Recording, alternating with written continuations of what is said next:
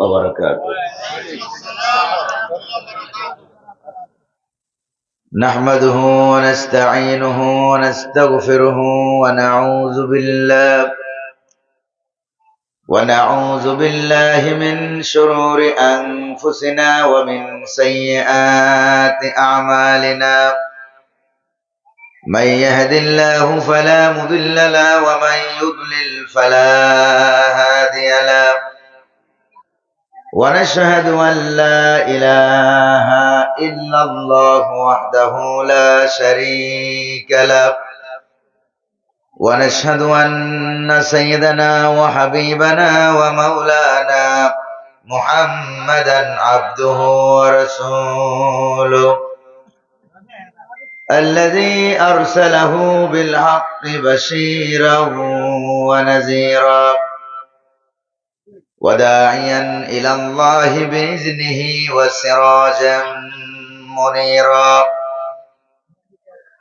فقد قال الله تعالى في كلامه المجيد وفرقانه الحميد: أعوذ بالله من الشيطان الرجيم. بسم الله الرحمن الرحيم. إن الله وملائكته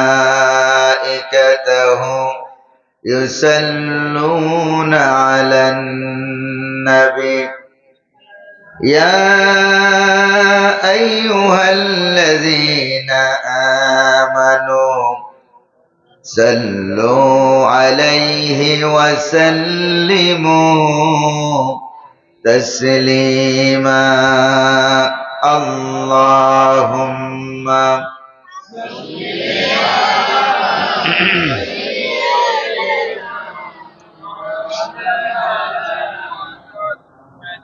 وعلى آل سيدنا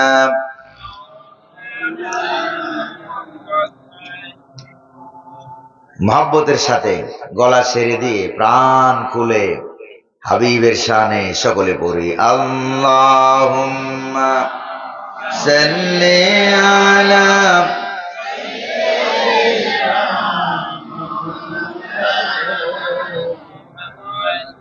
وعلى آل سيدنا مولانا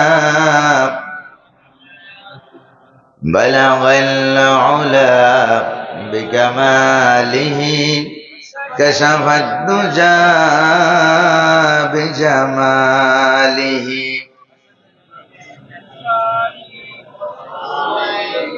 صلوا عليه पिलाए साक़िए कौसर ने मुझको जाम वहदत का ओ सीना हमारा खजाना उसकी नातों मदाहत का बलगल उला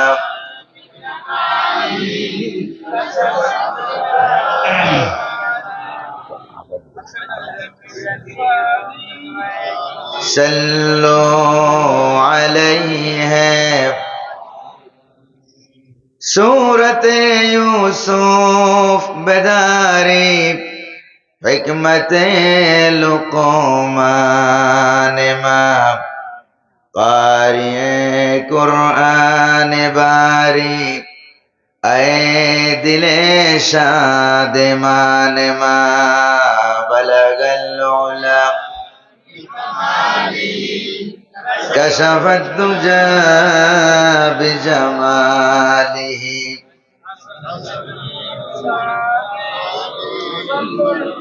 صلوا عليه وآله اللهم آمين.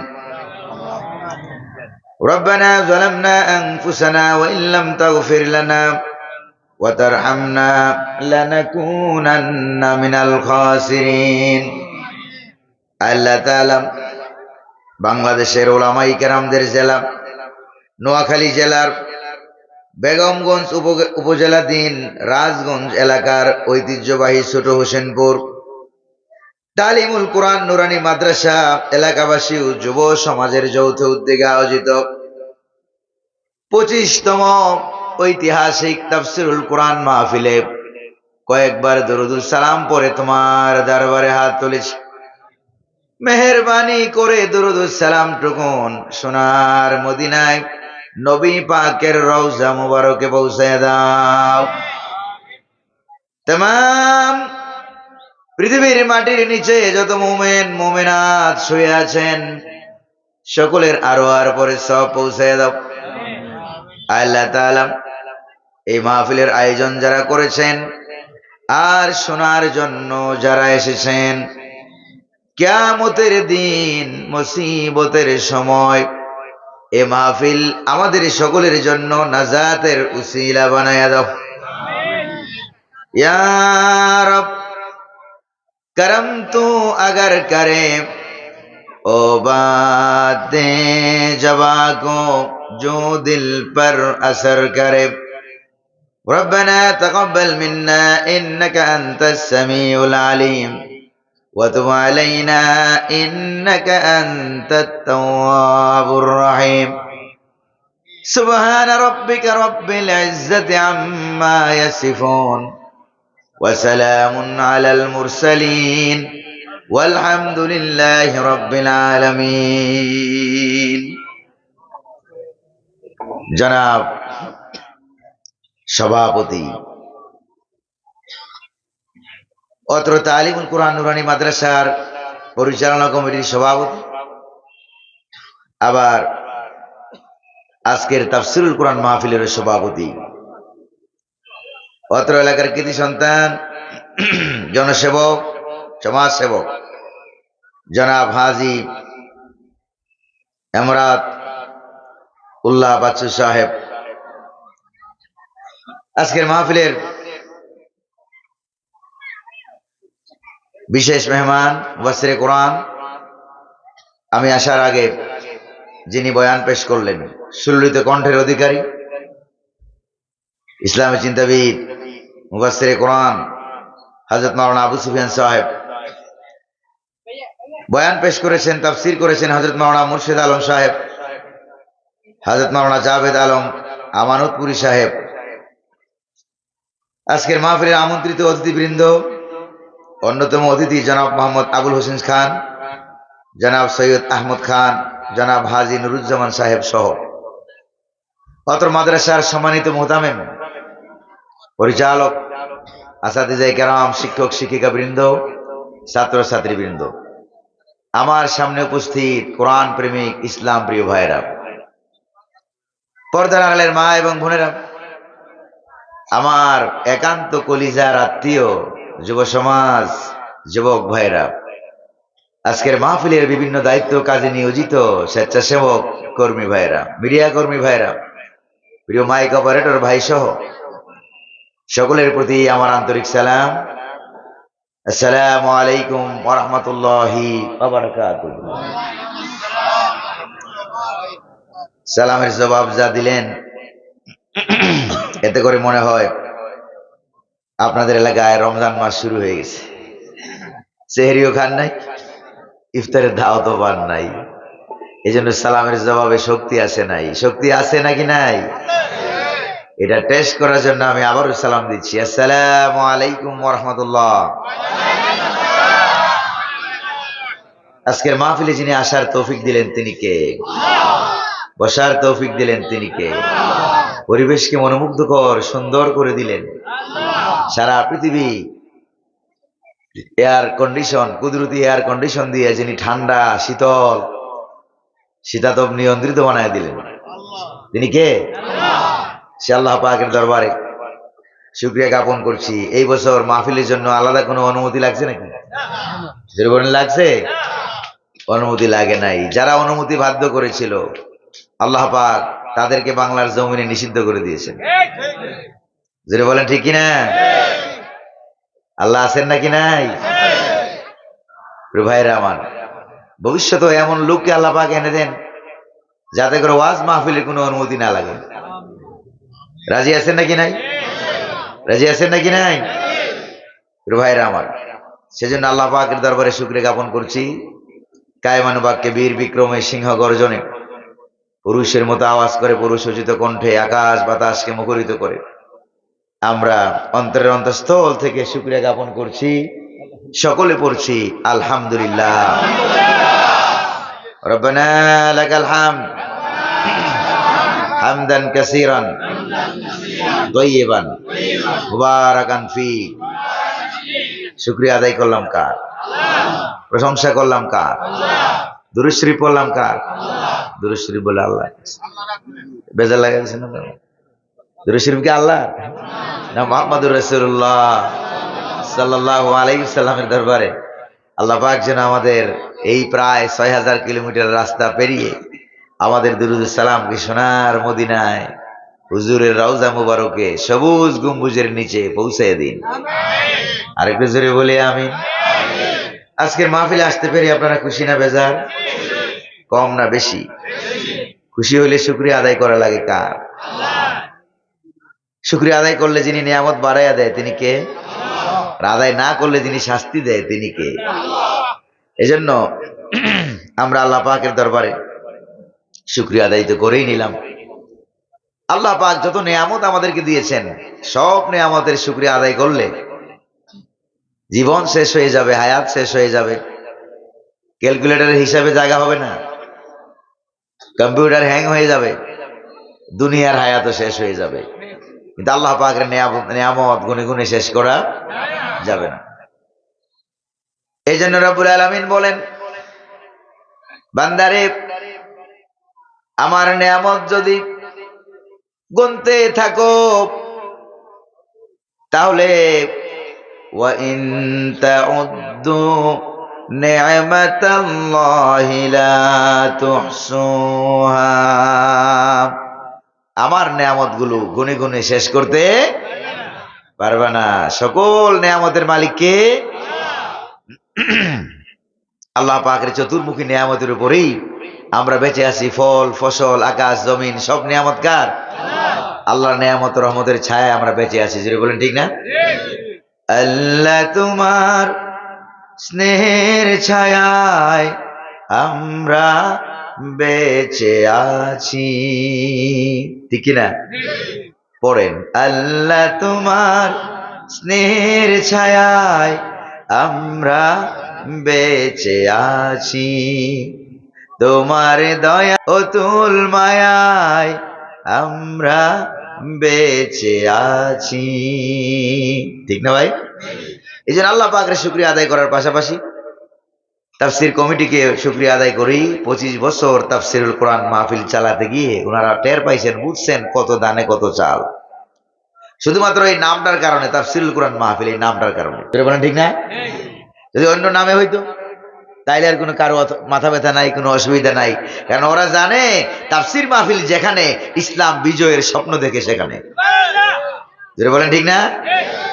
তাফসীর মাহফিল যেখানে আমরা আছি, কোরআন আছে যেখানে আমরা থাকবো সেখানে। প্রিয় ভাইরা আমার, দিন ইসলাম আমাদের কাছে কি চায় সেটা নিয়ে আজকে আমরা আপনাদের কাছে কথা বলবো। ইসলামের মূল বিষয়টা কি? ইসলাম আসলে কি চায়? ইসলাম আসলে কেন দুনিয়াতে আসছে? এই জিনিসটা জানার দরকার আছে নাকি নাই? এই জন্য বিতাড়িত মরদুদ শয়তানের ধোঁকা থেকে আল্লাহর কাছে আশ্রয় চেয়ে পানা আছে পরম করুণাময় অতীব দয়ালু আল্লাহ পাকের নামে আমরা শুরু করি। পড়ুন আমার সাথে, আউযু বিল্লাহি মিনাশ শাইতানির রাজীম, বিসমিল্লাহির রাহমানির রাহিম। هو الذي أرسل رسوله بالهدى ودين الحق ليظهره على الدين كله ওয়ালাউ কারিহাল মুশরিকুন। সাদাকাল্লাহুল আযীম। মহাগ্রন্থ পবিত্র কোরআন কারীমের 61 নম্বর সূরা, নাম হলো সূরা আস-সফ, আয়াত সংখ্যা 14, রুকুর সংখ্যা 3, রুকুর সংখ্যা 2। ভাইরা আমার, আমরা যেখান থেকে তেলাওয়াত করেছি সেই তেলাওয়াতকৃত আয়াতের সিরিয়াল নাম্বার হলো 9। নবী করিম সাল্লাল্লাহু আলাইহি সাল্লামের মক্কা থেকে হিজরত করে মদিনায় যাওয়ার পর এই সূরাটা নাজিল হওয়ার কারণে কোরআনিক সায়েন্স উলুমুল কোরআন এর পরিভাষায় এই সূরাকে বলা হয় মাদানী সূরা। জোরে বলেন কি সূরা বলা হয়? জোরে বলেন কি সূরা বলা হয়? এটাকে বলা হয় মাদানী সূরা। প্রিয় ভাইরা আমার, সেই সূরার থেকে আমরা আলোচনা শুনবো। নাম হলো সূরা সফ, অর্থ হলো লাইন, অর্থ হলো কাতার, অর্থ হলো সারি সারি দাঁড়িয়ে যাওয়া। যেমন আমাদের এখানে নামাজের একটা লাইন আছে না? রোজার লাইন, হজের লাইন, জাকাতের লাইন, তওয়াফের লাইন আছে কিনা? কিন্তু আল্লাহ পাক এখানে এই একটা লাইনও বুঝার নাই। যেই লাইনটা বুঝাবার জন্য এই সূরাটা নাজিল করেছেন, সেই লাইনটা হলো এমন কাতার, এমন লাইনে শামিল হবে, এক হাতে থাকবে তরবারি আর এক হাতে থাকবে কোরআন। আল্লাহু আকবার বলেন। এক হাতে তরবারি আর এক হাতে কোরআন। কুওয়াতে বাজু দিগার কুওয়াতে ঈমান হে, ইমানে বলে বলিয়ান হয়ে, ইমানি শক্তি শক্তিশালী হয়ে আল্লাহ পাকের জমিনে আল্লাহর আইনকে কায়েম করার লাইন। আর জোরে কোন আল্লাহু আকবার। এই লাইনে শামিল হইতে রাজি আছেন নাকি নাই? যদি জীবন যায় তাইলেও কি রাজি? টাকা দেওয়া লাগে তাও রাজি? অঙ্গ চলে যায় তাও কি রাজি? কারা কারা রাজি তারা একটু স্লোগান দিয়ে আল্লাহর দেখান। নারায়ে তাকবীর, নারায়ে তাকবীর। আল কোরআনের আলো, আল হাদিসের আলো। ভাইরা আমার, এইভাবে করে স্লোগান দিবেন। রাজি আছেন কিনা? একবার স্লোগান দিয়ে রেখে দিন, কয়েকবার দিতে হয়, ঠিক না? ভাইরা আমার, এই যে মাঝখানে একটু ফাঁকা আছে ভাই, একটু আপনারা পিছন থেকে একটু সামনে চলে আসেন। ভাইরা আমার, এই লাইনে যদি আমরা শামিল হতে চাই, এটা এমন একটা লাইন, তাফসীরের ভিতরে এসেছে সাহাবায়ে কেরাম রিদওয়ানুল্লাহি তাআলা আলাইহিম আজমাইন, ওনারা মদিনা শরীফে নবীজির হুজরা মোবারকের কাছাকাছি বসে একবার তারা আলোচনা করতেছিলেন কোন আমল আল্লাহর কাছে বেশি প্রিয়, কোন আমলটা আল্লাহর কাছে বেশি প্রিয়, কোন আমলটা করলে পরে আল্লাহ বেশি খুশি হবেন, ইমানের পরে দামি আমল কোনটা। সবাই সামগ্রিকভাবে বসে বসে এই কথা আলোচনা যখন করছিলেন, সিদ্ধান্তে বসতে পারেন নাই। আল্লাহ রাব্বুল আলামিন আকাশ থেকে নূরের তৈরি রহমতের ফেরেশতা হযরত জিবরাইল আলাইহিস সালামকে পাঠাইয়া দিলেন এই সূরা সফ দিয়া 14টা আয়াত দিয়া। জোরে কোন সুবহানাল্লাহ। আয়াত নাজিল হয়ে গেল, হযরত জিবরাইল আলাইহিস সালাম এলেন। কোন আমল বেশি প্রিয় জানো আমার সাহাবীরা? সব চাইতে বেশি যে আমলটা, এটা হলো ইন্নাল্লাহা ইউহিব্বুল্লাযীনা ইউকাতিলুনা ফী সাবিলিহি সাফফা কাআন্নাহুম বুনয়ানুম মারসুস। আল্লাহু আকবার বলেন। আল্লাহ পাক ওই লাইনটা ভালোবাসেন, তাদেরকে পছন্দ করেন। ওই আমলটা আল্লাহর কাছে বেশি প্রিয় যারা নাকি দ্বীন ইসলাম, আল্লাহর জমিনে আল্লাহর দেওয়া কোরআন, আল্লাহর দেওয়া আইন কানুন বিধিবিধান কায়েম করতে গিয়া সারি সারি কাতারে লাইনে দাঁড়াইয়া জিহাদের ময়দানে উত্তীর্ণ হইয়া প্রয়োজনে রক্ত দিয়া, মাল দিয়া, জীবন দিয়া আল্লাহর রাস্তায় জীবন দিয়ার সম্পদ দিয়ে আল্লাহর জমিনে আল্লাহর আইন কায়েম করে বাস্তবায়ন করে ইসলামী সমাজ। সুবহানাল্লাহ কন্যা, ওই লাইনটাই আল্লাহর কাছে সব চাইতে বেশি প্রিয়। প্রিয় ভাইয়েরা আমার, এই জন্য আমরা দেখতে পাই এইটা ইসলামের সমাজ কায়েম করার জন্য আল্লাহ রাব্বুল আলামিন পাঠিয়েছেন যুগে যুগে নবী রাসূল। আর যারা নবী রাসূলদের বিরোধিতা যারা করেছে তারা কি দুনিয়াতে আছে? ইসলাম আছে নাকি নাই? ছিল, ইসলাম আছে, ইসলাম থাকবে। প্রিয় ভাইয়েরা আমার, এই জন্য যারা ইসলামের সঙ্গে বিরোধিতা করে তারা দেশ থেকে পালাইয়া যায়, ঠিক না? তারা দেশ থেকে পালাইয়া যায়। তারা রাষ্ট্র ক্ষমতায় থাকলেও থাকতে পারে না, বাচ্চাদের আন্দোলনে হইল তারা দেশ থেকে দৌড়ে পালায়, বাংলার জমিনে ইন্দুরের গর্ত পালাবার জন্য পায় না। যদি বলে ঠিক কিনা প্রিয় ভাইরা আমার, এরপরে এই একটা ইসলামের মৌলিক স্বপ্ন মুহাম্মদ সাল্লাল্লাহু আলাইহি সাল্লামের জন্মের আগে, একটু ভালো করে খেয়াল করেন আপনারা, হুজুরের জন্মের আগেই এই স্বপ্ন। সুবহানাল্লাহ। কি সেই স্বপ্ন? নবীজি বলেন, ওয়া রুইয়া উম্মি আল্লাতী রাআত আন্নাহু খারাজা মিনহা নূর আদাআত লাহু কুসুরুশ শাম। আল্লাহু আকবার বলেন না। নবীজি বলেন, আমি যখন আমার মা আমেনার পেটের ভিতরে যখন আমি ছিলাম, তখন আমার মা আমাকে গর্ভে ধারণ করে একটা স্বপ্ন দেখেছিল। কি সেই স্বপ্ন? সেই স্বপ্নটা হলো যে তার পেটের ভিতর থেকে একটা নূর বেরিয়েছে, আলো বেরিয়েছে। সেই নূরের আলোতে গোটা আরব বিশ্বের শাম দেশের রাষ্ট্রীয় ভবনগুলো আলোকিত হয়ে গেছে। রাষ্ট্রীয় ভবন মানে কি? Member office, chairman office, MP, মন্ত্রী, সেক্রেটারিয়েট, পার্লামেন্ট, মন্ত্রণালয়, সংসদ ভবন, জোরে বলেন ঠিক কিনা, গণভবন, বঙ্গভবন, এই জাতীয় রাষ্ট্রীয় প্রশাসনিক ভবন যেগুলি আছে, এগুলি ইসলামের আলোতে আলোকিত হয়ে গেছে।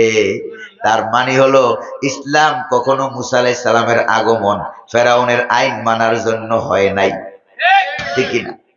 ইব্রাহিম আলাইহিস সালামের আগমন নমরুদের আইন মানার জন্য হয় নাই। মুহাম্মদুর রাসূলুল্লাহর আগমন আবু জাহেলের আইন মানার জন্য হয় নাই। বরং ইসলাম বিরোধী, আল্লাহ বিরোধী যত সমাজ ব্যবস্থা, যত রাষ্ট্র ব্যবস্থা আছে, সবগুলিকে উৎখাত করে, ধূলিসাৎ করে আইন কায়েম করতে হবে কার? আর একটু জোরে বলেন না কার? এই জন্যই তো নবীজিকে আল্লাহ পাক পাঠাইয়া দিলেন, সারা দুনিয়া আলোকিত করে দেবে। আর যারাই এর বিরোধিতা করবে তারা পৃথিবীতে থাকতে পারবে না, ঠিক কিনা?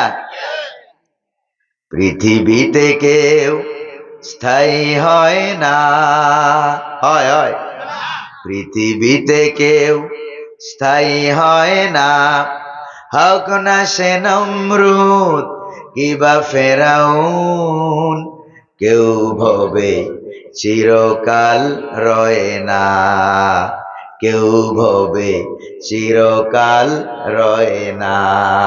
রয় রয় বাংলার জমিনে যারা ছিল তারা কি আছে? না বিদায় হয়ে গেছে। মিশরের জমিনে যারা ছিল তারা কি আছে?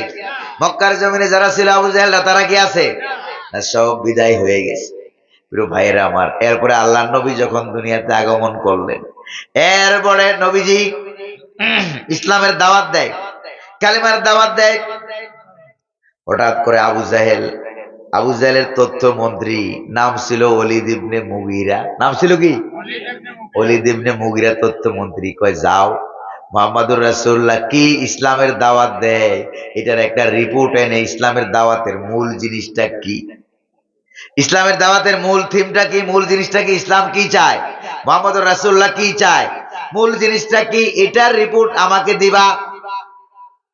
প্রিয় ভাইরা আমার, কারণ এর আগে তো আবু জাহেল নিজেও কোরআনের জন্য পাগল হইছে, না হয় নাই? আল্লাহ নবী দোয়া করেছিলেন, আল্লাহ তাআলা, আবু জাহেলের আগে নাম ছিল ওমর, আবার হযরতের ওমরের নাম ছিল ওমর। নবীজি দোয়া করেছিলেন, আল্লাহ তাআলা আইয়িদিল, ইয়া আল্লাহ ইয়া রব আইয়িদিল ইসলাম বি আহাদিল উমরাইন, আল্লাহ দুই ওমরের এক ওমরকে ইসলাম কবুল করাইয়া তুমি ইসলামকে সাহায্য করো। আল্লাহ রাব্বুল আলামিন কবুল করলেন ওমর ইবনুল খাত্তাব, আবু জাহেলটা কবুল হয় নাই। প্রিয় ভাইরা আমার, এবার আবু জাহেল যখন পাঠাইয়া দিল, কই যাও, যাইয়া দেখো মুহাম্মদুর রাসূলুল্লাহর ইসলামের দাওয়াতের মূল জিনিসটা কি, সে কি চায়। এবার ওলীদ ইবনে মুগীরা কয়েকদিন ঘুরে ঘুরে দৌড়ে আসছে 5টা রিপোর্ট নিয়ে। কয়টা? 5টা রিপোর্ট নিয়ে এসে হাজির হয়ে গেল। এসে বলে, যা আপন আবু জাহেল, রিপোর্ট হইল 5টা। কি তাড়াতাড়ি বলো। আবু জাহেল মনে করছে ওর পক্ষে মনে হয় রিপোর্ট দেওয়া হবে। 1 নম্বর রিপোর্ট হলো ইন্না লাহু লা হালাওয়া। আল্লাহু আকবার বলেন। হালুয়া মানে কি? তিতা না মিষ্টি? কথা কয় না, মিষ্টি। এটা ইন্না লাহু লা হালাওয়া, এই কোরআন যতই শুনি ততই মিষ্টি মধুর লাগে। সুবহানাল্লাহ। এবার আবু জাহেলের মন্ত্রী রিপোর্ট দেয়, ইন্নালাহু লাহালাওয়া, শুধু মজা লাগে তাই না, ওয়া ইন্না আলাইহি লাতালাওয়া, আল্লাহু আকবার বলেন। মজাও লাগে, আবার কোরআনুল কারীম শুনতে গিয়া মনে হয় যেন কোরআন শোনা মাত্রই কলিজাটা কোরআনের দিকে টান মেরে নিয়ে যায়। আল্লাহ নবী কাবা ঘরের সামনে বসে বসে কোরআন তেলাওয়াত করেন। একজন মূর্তি পূজক আসছে, কে? মূর্তি পূজক আইসা ডাইরেক্ট নবীজিকে সেজদা দিল। এবার নবীজি বলেন, এই মিয়া মাথা উঠাও, আল্লাহ ছাড়া কাউকে সেজদা দেওয়া যায় না, আমাকে সেজদা দিও না। নবী তাকে বোঝানোর চেষ্টা করলেন। লোকটা বলল, ও মুহাম্মদ, আমি কিন্তু আপনাকে সেজদা করি নাই। আমি সেজদা তো করলা, কয় আমি আপনাকে করি নাই। আপনি কারে সেজদা করেছো? এতক্ষণ যে এই জিনিসটা আপনি পড়তেছিলেন, তেলাওয়াত করতেছিলেন, এটার ভাষা এত উচ্চাঙ্গের যে মানুষ এই ভাষায় শেষ প্রান্তে পৌঁছা অসম্ভব। এবার এই লোকটা বলল, সাজাতুলি ফাসাহাতিহি, এই কোরআনের ভাষার অলংকার, ভাষার মাধুর্যতা, এইটা দেখে আমি ওই কোরআন, তুমি তোমার তেলাওয়াতকে সেজদা করেছি, আমি তোমাকে সেজদা করি নাই। প্রিয় ভাইরা আমার, এবার আবু জাহেলের মন্ত্রী গিয়ে রিপোর্ট দিল, ওয়া ইন্না আলাইহি লাতালাওয়া, ওইটার ভিতরে এরকম একটা জাদুকরী শক্তি আছে, কলিজাটা টান মেরে ওই দিকে নিয়ে যায়। কলিজা টান মেরে ওই দিকে নিয়ে যায়। কারণ আবু জাহেল নিজেও পাগল হয়েছিল, হয়েছে না, হয় নাই? ওলীদ ইবনে মুগীরা, উতবা, সাইবা, আবু লাহাব, 14 গোষ্ঠী মুহাম্মদুর রাসূলুল্লাহর ঘরে চতুর্দিক দিয়ে দাঁড়ায় দাঁড়ায় কোরআন তেলাওয়াত শুনতো নাকি শুনতো না? প্রিয় ভাইয়েরা আমার, এরপরে আবু জাহেল বলল, আর কি রিপোর্ট আছে? কই যে জাহাপনা। কই তাড়াতাড়ি বলো, 3 নাম্বার রিপোর্ট কি? কই যে জাহাপনা 3 নাম্বার রিপোর্ট হলো ওয়া ইন্না আলাহু লামুসমির। আল্লাহু আকবার বলেন। এই কোরআনকে একটা গাছের সাথে তুলনা করে বলা হলো, এটা এমন একটা ফলদার গাছ, শানদার গাছ, মানদার গাছ, যে একটা শান মানওয়ালা এত সুন্দর একটা গাছ, যেই গাছটা এত বড়, সারা দুনিয়ার সব মানুষ এই গাছের নিচে যদি ছায়া গ্রহণ করে, গাছের থেকে, ফুল থেকে, কি জানি বলে, ফুল থেকে ঘ্রাণ গ্রহণ করে, আহরণ করে, আর যদি ওই গাছের ফল খায় আজীবন শেষ হয়ে যাবে। সারা দুনিয়ার মানুষে খেয়ে খেয়ে গাছের ছায়া, ফুল, ফল শেষ করতে পারবে না। ইসলামটা হলো এরকম গাছ, ইসলামটা এরকম, ইসলামটা এরকম। আর আমার আল্লাহ আরো কত বড়, আল্লাহু আকবার বলেন না? রাগ করতেছেন নাকি আপনারা? গাছের সাথে তুলনা করা হলো। এরপরে বলো, এটা গাছের উপরই ভাগ ডাইল, এরকম ফুলে ফলে সজ্জিত, যে আসে খালি হাতে ফিরা যায় না। কালেমা পড়বে তো পড়বে, কালেমা নিয়ে মরবে, ডাইরেক্ট জান্নাতে ঢুকে যাবে। এরপরে কয় আবু জাহেলকে বলতেছে, যাবো না, আরো তো আছে, কয় বলো। এটা হলো ওয়া ইন্না আসফালাহু লামুগদিক, ওই গাছের শিকড়, মূল গোড়া এতই মজবুত, মূল গোড়াটা এতই মজবুত, এতই সুদৃঢ়, এতই মজবুত, যে জালেম শাসকেরা 15-16 বছর ক্ষমতায় থাকার পরেও ইসলাম ধ্বংস করতে পারে না। ফেরাউন পারে নাই, নমরুদ পারে নাই, আবু জাহেল পারে নাই, তাইলে কত মজবুত। বাংলার জমিনে লেডিস ফেরাউনেরা যারা কি করেছিল, ইসলামী আন্দোলন করার অপরাধে আলেমদেরকে ধরে ধরে যখন জেলখানায় ঢুকিয়েছিল, ফাঁসির রায় দেওয়া হলো একের পর এক, ঠিক কিনা? এরপরে ফাঁসির দড়িতে ঝুলিয়ে মারা হলো। তারা ফাঁসির মঞ্চে দৌড়াইয়া যায়, আল্লাহু আকবার, দৌড়াইয়া ফাঁসির মঞ্চে যায়, জোর করে নেওয়া লাগে না। তার মানে হইলো ফাঁসির দড়ি টানে, কল্লা ছাড়ে, জীবন ছাড়ে, তারপরেও ইমান ছাড়ে না, কোরআন ছাড়ে না। তাইলে তার মূল গোড়াটা কতই মজবুত। ইমানের দাবি যদি কুরবানি হয়, করেন না, ইমানের দাবি যদি কুরবানি হয়, সে দাবি পূরণে আমি তৈরি থাকি, যেন সে দাবি পূরণে আমি তৈরি থাকি যেন, ও গো দয়াময় আমার প্রভু দয়াময়, ও গো দয়াময় আমার প্রভু দয়াময়। রাজি আছেন নাকি নাই? জোরে বলেন না, রাজি আছেন নাকি নাই? প্রিয় ভাইয়েরা আমার, এরপরে ওলীদ ইবনে মুগীরা বলল, আবু জাহেল আরো লাস্টলি এন্ড ফাইনালি মারাত্মক আরেকটা রিপোর্ট আছে। আল্লাহু আকবার। কয় যে বলো, কয় কি সেই রিপোর্ট? কয় সেই রিপোর্টটা হলো ওয়া ইন্নাহু ইয়ালু ওয়া লা ইউলা আলাইহি। আল্লাহু আকবার। ওয়া ইন্নাহু ইয়ালু ওয়া লা ইউলা আলাইহি, এটা সব সময় উপরের দিকে যায়, নিচের দিকে যায় না। যারা এটাকে মারতে আসে, এটা তাদেরকে মেরে ফেলে। আল্লাহু আকবার বলেন। তাদেরকে পরাজিত করে এটা উপরের দিকে যায়। কলা গাছ চিনেন নাকি চিনেন না? ছোট ছোট টুকরা করে যদি মেঘনাতে ফালাইয়া দেন, বঙ্গোপসাগরে ফালাইয়া দেন, এটা কি ডুববে না ভাসবে? এটা ভাইসা থাকবে। কারণটা কি? এটা ধর্মই ভাষা, ইসলামের ধর্মই ভাষা। যারা ইসলামকে ডুবাইতে চাও, নিজেরাই ডুবে যায়, নিজেরাই পালাইয়া যায়, কিন্তু ইসলাম পালায় না। ইসলাম পালায় না, উলামায়ে কেরাম পালায় না। 13 বছর ছিল কোরআনের পাখি জেলখানায়। কত বছর? জুড়ে বলেন না, কত বছর? 13টা বছর ছিল জেলখানায়। শহীদে কোরআন শহীদ আল্লামা দেলোয়ার হোসেন সাইদি রাহিমাহুল্লাহ, কলিজা থেকে শ্রদ্ধা আসে যার নাম শুনলে, কলিজায় টান মেরে নিয়ে যায়। কত ওয়াজ হয়, কত মাহফিল হয়, কত তাফসীর হয়, কিন্তু আল্লামা সাইদির মতো ওইরকম আছে? জোরে বলেন না, আর একটা আছে নাই? নাই। প্রিয় ভাইরা আমার, কোরআনের তাফসীর আছে আগের মতো, কোরআনের মাহফিল আছে আগের মতো।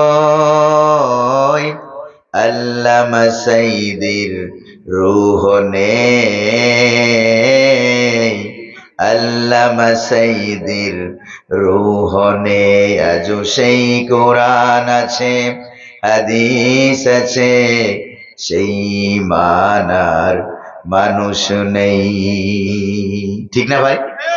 প্রিয় ভাইয়েরা আমার, সর্বশেষ হলো ওয়া ইন্নাহু ইয়ালু ওয়া লা ইউলা আলাইহি, এটা উপরের দিকে উঠে, কিন্তু ইসলাম ওয়ালারা এমনি নরম। এমনি কি? নরম, কাউকে আঘাত করে না। মনে হয় যে এমন নরম, জিহ্বার মতো নরম। আমাদের জিহ্বা সবার আছে নাকি নাই? জিহ্বা কয়টা? একটা। জিহ্বার ভিতরে হাড্ডি আছে না? একবারে সফট, একবারেই নরম। আর একটা জিহ্বার চতুর্দিকে শত্রু কয়টা? কয়টা? কয়টা? শত্রু হলো 32টা। প্রিয় ভাইরা আমার, যদি এখন আমি জিজ্ঞেস করি জীবনেও দাঁতের কামড় জিহ্বার মধ্যে খান নাই, কে কে আছেন হাত তুলতে পারবেন? খাইছেন নাকি খান নাই? এবার কারা কারা জিহ্বায় কামড় খাইছেন তারা একটু হাত তুলুন, দেখেন আমার মতো। খাইছেন? খাইছেন? প্রিয় ভাইরা আমার, তার মানে দাঁত একটু ফাঁক পাইলেই জিহ্বার মধ্যে কি মারে? কামড় মারে নাকি মারে না? অথচ জিহ্বায় কি কোনোদিন দাঁতের কামড় মারে? কখনো দাঁতের কামড় মারে না। প্রিয় ভাইরা, মানুষের শরীরে সবচাইতে শক্ত যে জিনিসটা, ওইটার নাম হলো দাঁত। ওইটার নাম কি? ওইটার নাম হলো দাঁত। ফাঁক পাইলে কামড় মারে। এগুলি জালেমদের স্বভাব, শক্তদের স্বভাব। জিহ্বা নরম, জালেমরা হইলো শক্ত, এটা গরম। ঠিক না? সুযোগটা পাইলে কামড়টা মারে, সুযোগটা পাইলে কামড় মারে। তার মানে জালেমরা সুযোগ পাইলে আলেমদেরকে কামড়, ঠিক না? আলেমদেরকে কামড় মারে, আলেমদেরকে ধরে। ভাইরা আমার, কিন্তু জালেমরা চিরস্থায়ী হয় না। মানুষ যত বয়স বাড়ে, তখন দাঁত কি আস্তে আস্তে মজবুত হয় না নড়বড়ে হয়? যত বয়স বাড়ে ততই দাঁত নড়বড়ে হয়ে যায়। এক পর্যায়ে মানুষ বুড়া হয়, কুরকুরে হয়ে, এরপরে দাঁত ফেলতে ফেলতে নিজে নিজে পড়ে, অথবা ডাক্তার দিয়ে ফালানো লাগে, পড়ে যায়। এরকম মানুষ কি আপনাদের এলাকায় নাই যে বয়স বেশি হয়ে গেছে দাঁত একটাও নাই? আছে নাকি? প্রিয় ভাইয়েরা আমার, তাইলে এরকম মানুষ আছে, দাঁত সব শেষ, জালেম সব কি হয়ে গেছে? শেষ হয়ে যায়, কারণ বেশি শক্ত হইতে নাই, শক্ত হইলে চিরস্থায়ী হওয়া যায় না। কিন্তু আপনাদের এলাকায় ওই যে বৃদ্ধ মানুষ, বুড়া মানুষটা, বুড়া লোকটা, এরকম কি হয়েছে নাকি বয়স 90-100 হওয়ার কারণে দাঁত খুলে পড়ে গেছে, পড়ার পাশাপাশি জিহ্বা খুলে পড়ে গেছে, এরকম লোক আছে? জোরে বলে না, আছে নাকি? তার মানে নরম হইলেই খুলে পড়ে যায় না, ঠিক কি না? ওলামায়ে কেরাম নরম, ইসলামওয়ালারা নরম, আল্লাহওয়ালারা নরম, এখনো আছে নাকি নাই? আমার মনে হয় ভবিষ্যতের বাংলাদেশ, উলামায়ে কেরামের বাংলাদেশ, আল কোরআনের বাংলাদেশ আপনারা কি চান? কারা কারা চান? দুহাত উঁচু করে একটা স্লোগান দিয়ে দেখান।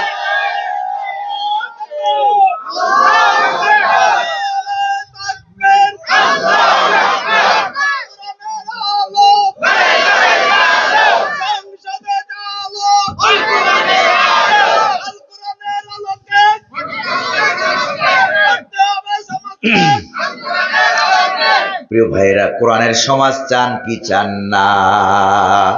দাও খোদা দাও হেথায় পূর্ণ ইসলামী সমাজ, ইসলামী সমাজ। বলেন না, দাও খোদা দাও হেথায় পূর্ণ ইসলামী সমাজ, ইসলামী সমাজ। রাশেদার যুগ দাও ফিরায়ে, রাশেদার যুগ দাও ফিরায়ে, দাও কোরআনের রাজ, ইসলামী সমাজ। আল্লাহ যেন দান করে, বলে আমিন। জোরে বলি না আমিন? কিন্তু দুঃখের বিষয় হলো সত্য, প্রিয় ভাইয়েরা আমার, কুরবানির ঈদ যখন আসে, ছাগলের দাম 10,000, 18,000, 20,000, 30,000, ঠিক কিনা? এক এক গরুর দাম কত হয়? এক এক গরুর দাম 1 লাখ, 2 লাখ, 5 লাখ, 10 লাখ, 90,000, আছে নাকি নাই? কিন্তু দুঃখের বিষয় হলো সত্য, নির্বাচন যখন এসে যায়, দুপাইয়া জানুয়ারের দাম 500, 1,000। এরকম আছে নাকি নাই? আছে নাকি নাই? আল্লাহ যেন বুঝার তৌফিক দান করে। জোরে বলে আমিন। আরো জোরে বলে আমিন। এমন দাম গরু ছাগলের চাইতে আরো কমাই এলাম, দেখছেন নি? কারবারটা দেখছেন নি? আল্লাহ যেন বুঝার তৌফিক দান করে, বলি আমিন। প্রিয় ভাইয়েরা আমার, এইটা হলো নবী করিম সাল্লাল্লাহু আলাইহি সাল্লামের কোরআনের দাওয়াতের রিপোর্ট। এই কোরআনের দাওয়াতের রিপোর্টটা আর নবীজির জন্মের আগের যেই মায়ের মা আমিনার স্বপ্নটা মিল আছে নাকি নাই? হুজুরে বলেন না, আছে নাকি নাই? এবার আরেকটা স্বপ্ন মিলাইয়া দেই, আরেকটা স্বপ্ন মিলাইয়া দেই, কারণ বাংলার জমিনে এরা প্রথম স্বপ্ন দেখছিল 21 সাল। কত কত? 21 সাল। এরপরে স্বপ্ন দেখলো 41 সাল। স্বপ্ন কি পূরণ হয়েছে? স্বপ্ন তো পূরণ হয় নাই, বরং তাদের স্বপ্নটা স্বপ্ন দুষ হইয়া দিল্লি গিয়া গোসল ফরজ হয়েছে। যেরকম ঠিক কিনা? আল্লাহ যেন আমাদেরকে বুঝার তৌফিক দান করে, বলি আমিন। প্রিয় ভাইরা আমার, কত মাহফিলে এর আগে আমরা দৌড়ানি খাওয়া লাগছে। ওরা খাইতো বিরিয়ানি, আমরা খেতাম, ঠিক কিনা? ঠিক কিনা? আর এখন আল্লাহ আমাদেরকে কি খাওয়ায়? কি খাওয়ায়? আরে আজকেও বিরিয়ানি খাওয়াইছে, আলহামদুলিল্লাহ। কোন না, এখন আল্লাহ আমাদেরকে খাওয়ায় বিরিয়ানি, ওদেরকে খাওয়ায় দৌড়ানি। এমন দৌড়ানি, বর্ডার গেট আউট, ঠিক কিনা? এই যে একজন বলছে যে আউট, গেট আউট, ঠিক কিনা? কারণ জমিন কার? আকাশ কার? আল্লাহর। আল্লাহর জমিনে থাকবেন, আল্লাহর আকাশের নিচে থাকবেন, আর আল্লাহর বিরোধিতা করবেন, এটা হতে সম্ভব? সম্ভব? প্রিয় ভাইরা আমার, এবার আপনাদেরকে আরেকটা স্বপ্ন দেখাই, শুনতে রাজি আছেন? হযরত ইউসুফ আলাইহিস সালামের নাম কি আপনারা শুনছেন? যেই দেশে হযরত ইউসুফ আলাইহিস সালাম ছিলেন, ওই দেশের নাম কি? মিশর। ওই মিশরের আল আজহার বিশ্ববিদ্যালয়ে আমি লেখাপড়া করেছি 4 বছর। কয় বছর? হযরত ইউসুফ আলাইহিস সালামকে যেই জেলখানায় আটকিয়ে রেখেছিল, ওই জেলখানা মাটির নিচে, মাটির নিচে আয়নাঘরের মতো। কিসের মতো? মাটির নিচে আয়নাঘর। বাংলার জমিনেও ফেরাউনদের আয়নাঘর ছিল কি ছিল না? এই হযরত ইউসুফ আলাইহিস সালাম যখন ছোট মানুষ, শিশুকালে, রাতের বেলায় ঘুমাইলেন, ঘুমায় একটা স্বপ্ন তিনি দেখলেন। স্বপ্ন দেখে সকাল বেলায় আব্বার কাছে দৌড়ে চলে গেলেন। প্রিয় বাবা, সম্মানিত বাবা, বুদ্ধি করে বলেন তো ইসুফ আলাইহিস সালামের বাবার নাম কি ছিল? নবীর ছেলে নবী, আল্লাহু আকবার বলেন। নবীর ছেলে নবী, নবীর ছেলে নবী, নবীর ছেলে নবী, কারিম ইবনে কারিম, আল্লাহু আকবার বলেন। প্রিয় ভাইয়েরা আমার, এই হযরত ইউসুফ আলাইহিস সালাম একটা স্বপ্ন দেখে সকাল বেলায় বাবাকে ডাক দিয়ে বললেন, ইয়া আবাতি ইন্নী রাআইতু আহাদা আশারা কাওকাবা ওয়াশ-শামসা ওয়াল কমারা রাআইতুহুম লি সাজিদিন। আল্লাহু আকবার। ও আমার সম্মানিত পিতা, ও আমার অতীব সম্মানিত পিতা, আল্লাহু আকবার বলেন না। আমি স্বপ্ন দেখেছি 11টা তারকা। কয়টা? 11টা তারকা, একটা চাঁদ, একটা সূর্য আমাকে সেজদা করতেছে। আল্লাহু আকবার। ইয়াকুব আলাইহিস সালাম এই স্বপ্ন শুনে বলেন, বাবা খবরদার এই স্বপ্ন ভাইয়ের কাছে বলবা না, কারণ বললে ভাইরা শত্রু হয়ে যাবে। ভাই শত্রু ভাই আছে নাকি নাই? আছে নাকি নাই? ভাইরাও শত্রু হয়ে যাবে, কারণ ভাইরাও চাবে না। কারণ বাংলাদেশে একটা কালচার আছে, একটা সংস্কৃতি আছে, কেউ যদি উপরের দিকে উঠতে চায় ওরে পিছন দিক থেকে ঠেঙে ধরে নিচের দিক দিয়ে টাইনার নামায়, না বেটা উপরে উঠতে পারবি না, তোকে বড় হইতে দেব না, ঠিক কি না? এটা বাংলাদেশের কালচার। কেন কালচার? কারণ যেই দেশে জাতীয় খেলা হাডুডু, ঠেঙ্গো ধরি, টানাটানি, ঠিক কিনা? ঠিক কিনা? জাতীয় খেলা হাডুডু, ঠেঙ্গো ধরে যাইতে দেব না। এই জাতীয় খেলাটা এখন জাতীয় চরিত্রে রূপান্তরিত হয়েছে। যদি বলেন ঠিক না? একজন বড় হয়, একজন ইসলামওয়ালা হবে, আল্লাহওয়ালা হবে, একজন ব্যবসা করে বড় হয়ে গেছে, তাড়াতাড়ি তারে ঠেঙ্গো ধরে নামাও, ঠিক কিনা? আল্লাহ যেন ওই চরিত্র থেকে বেরিয়ে আসার তৌফিক আমাদেরকে দান করে বলিয়া। ইসুফ আলাইহিস সালামের ভাইয়েরাও তার ব্যতিক্রম ছিল না। ছোট মানুষ তো, শিশু মানুষ, ভাইদের কাছে স্বপ্ন দিল বইলা। এবার ভাইরা ষড়যন্ত্র করতে আরম্ভ করলো, কুয়ার মধ্যে ফেলে দিল। ফালাই দিছি কুয়ায় জিন্দা হওয়ার জন্য না মারার জন্য? বলতো এরা মনে মনে ভাবলো এটা মনে মরণ কুয়া। কি কুয়া? এটা মনে মরণ কুয়া। প্রিয় ভাইরা আমার, এরপরে এক মুখ দিয়া কুয়ার ভিতরে তারা ফেলে দিল। এটা একটা টানেল, এটা ছিল একটা সুড়ঙ্গ। আরেক দিক দিয়ে রব্বুল আলামিন মিশরের প্রেসিডেন্টের চেয়ারে বসাইয়া দিলেন। এগুলি কোরআনে আছে নাকি নাই? কিন্তু আমরা যদি কোরআনের এই কথাগুলো বলি, কিছু কিছু লোক আছে তারা বলে হুজুর রাজনীতি শুরু করছে। এরকম আল্লাহর ওলি ওলি ওলি আছে নাকি নাই? এরা আল্লাহর ওলি। বেটা তুমি তো নিজের পরিচয়ই বুঝলা না, নিজের পরিচয়ই বুঝলা না।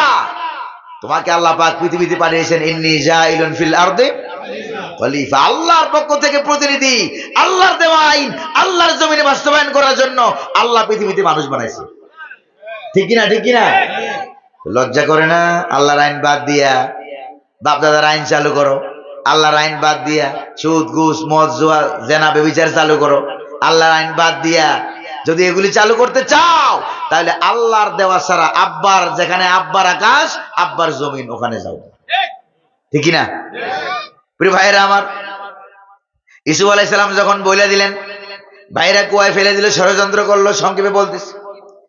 এরপরে হযরত ইউসুফ আলাইহিস সালামকে আল্লাহ রাব্বুল আলামিন যখন মিশরের রাষ্ট্রীয় সিংহাসনে বসাইয়া দিলেন, আগেই কন্যা সুবহানাল্লাহ। এবার ওই কেনানে 11 ভাই, কয়জন ভাই? 11 ভাই। ওই কেনানে দুর্ভিক্ষ লেগে গেছে, খাবার দাবার পাওয়া যায় না, তরি তরকারি নাই। ওই 11 ভাই চলে এসেছে মিশরে, খাবার দাবারের অভাব এখনো নাই। মিশরকে বলা হয় গিফট অফ রিভার নাইল, মিশরকে বলা হয় হেবাতুন নীল, নীল নদীর দান বলা হয়। জানেন নাকি আপনারা? কারণ নীল নদ যেখানে যেখানে বয়ে গেছে, মরুভূমির মাটি। আমি দেখলাম মিশরে কয়েকবার, আমি সাহারা মরুভূমিতে গিয়েছি, মরুভূমিতে আমি দেখলাম মিশরীরা নীল নদের পানি সব জায়গায় সাপ্লাই দেওয়া, সব জায়গায় সাপ্লাই। এই মরুভূমির পানি, মরুভূমিতে যখন পানি দেয়, পানি দিলে গাছ এক রাতে এত লম্বা হয়ে যায়, ফসল এক রাতে এত লম্বা হয়ে যায়। সুবহানাল্লাহ। তার মানে কি? পানি দিলেই কি হয়ে যায়? পানির অপর নাম কোনো সারটার লাগে না। প্রিয় ভাইয়েরা আমার, মিশরের আলু আমি দেখছি, আলু আলু একটা গোল আলু আমি নিজে মেপেছি 2.5 কেজি। প্রিয় ভাইয়েরা আমার, এক এক বেগুন 1 কেজি, 1.5 কেজি, 2 কেজি হয়ে যায়। এত বড় বড় বেগুন, কাঁচামরিচ, এক এক কাঁচামরিচ আমার হাতে এক হাত লম্বা, এরকম কাঁচামরিচ আছে, কয়েক জাতের কাঁচামরিচ। কোনটা আছে বড় ক্যাপসিকাম, কোনটা আছে এরকম লম্বা আমার হাতের মতো, এরকম লম্বা, সাগর কলার থেকে আরো বড়, এরকম বড় বড় কাঁচামরিচ মিশরে এখনো আছে। এক এক পেঁয়াজ দেখছেন না, কয়েক বছর আগে বাংলাদেশে পেঁয়াজের দাম বেড়ে গেল, এরকম বড় বড় লাল লাল পেঁয়াজ আনছিল, দেখছিলেন বাংলাদেশে লাল লাল পেঁয়াজ, ছোটগুলি বাছাই করে করে এনেছে যারা পেঁয়াজ পাঠাইছে। আমি বললাম যে কিরে ছোট ছোট পাঠালে কেন, মিশরে বড় পেঁয়াজ কই?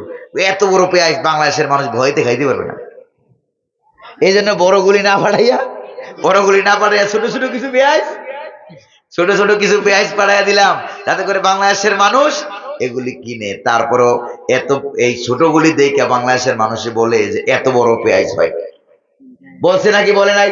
3টা 1 কেজি, 2টা 1 কেজি, আল্লাহু আকবার বলেন না। মিশরে খাবারের কোনো অভাব নাই, মিশরে খাবারে এত ভিটামিন।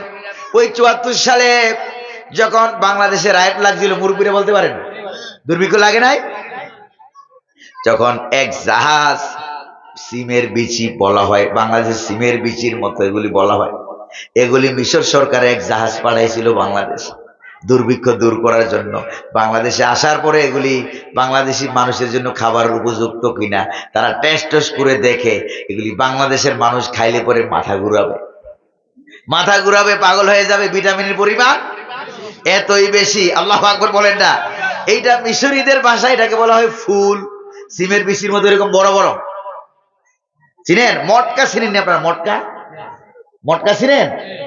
ওই যে মাটি দিয়ে তৈরি করে মটকা, এই মটকার ভিতরে ধান চাউল রাখা হয় না?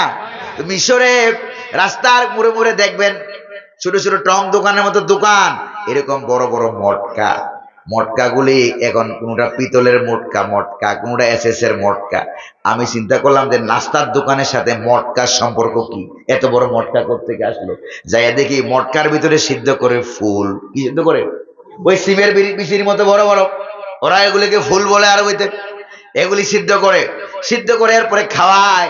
আমি হঠাৎ করে একদিন গেলাম যে আজকে ওই ফুলটা খাবো, ওইটার ভিতর থেকে আয়নার রুটির মধ্যে দিয়ে স্যান্ডউইচ বানাইয়া দেয়। মনে করলাম খাবো, কয়েক কামড় খাইয়ে আমি দেখি যে আমার মাথা ঘুরে, তখন আর এটাকে খাইতে পারি না। আবার যারা সইতে পারে এটা খাইতে পারে, এটা মরুভূমিতে হয়, এত শক্তিশালী জিনিস যারা খাইতে পারে। আমার এক বন্ধু আমার সাথে গেছিল, এরকম চিকন ছিল, ও যাইয়া মাশাআল্লাহ ওখানে ফুলের সাথে মিশে গেছে, খাইতে পারে ভালো। কয়েকদিন পরে আমি ওর রুমের ভিতরে ঢুকলাম, ওর রুমের ভিতরে ঢুকে বললাম যে ভাই তোমার রুমের ভিতরে এত কাপড় চোপড় এগুলো কিসের? ওই যে ভাই আজকে নাড়াচাড়া দিয়ে সব পুরাতন কাপড় বাইর করছি, এত প্যান্ট, এত শার্ট, এত গেঞ্জি, এগুলি বাংলাদেশ থেকে আসার সময় নিয়ে আসছিলাম যে মিশরে পরবো। কিন্তু এখন মিশরে 6 মাস 1 বছর থাকার পরে দেখি এগুলির 2 ঠ্যাং, তার দূরের কথা 2 ঠ্যাং মিলেও আমার 1 ঠ্যাং ঢুকবে না, এত বড় মোটা হয়ে গেছে সে, এত ভিটামিন। ওই 11 ভাই চলে এসেছে মিশরে, আইসা লাইনে দাঁড়ায় গেছে খাবার নেবে, মনে আছে কিনা? কেনানে দুর্ভিক্ষ লেগে গেছে। 11 ভাই যে মাত্র চলে এসেছে, হযরত ঈসু আলাইহিস সালাম প্রথমবার তাকাইয়াই 11 ভাইকে চিনতে পেরেছেন। 11 ভাইকে তিনি চিনে ফেললেন, আর 11 ভাইয়েরা চিনতে পারে নাই এটা যে ইউসুফ। আল্লাহু আকবার বলেন। ত্রাণ নিতে এলো, নিয়ে চলে গেল, আবার এলো। হযরত ইউসুফ আলাইহিস সালাম এবার ভাইদেরকে বললেন তোমাদের বাবা কোথায়? বাবার নাম কি? কয় হযরত ইয়াকুব আলাইহিস সালাম। সুবহানাল্লাহ।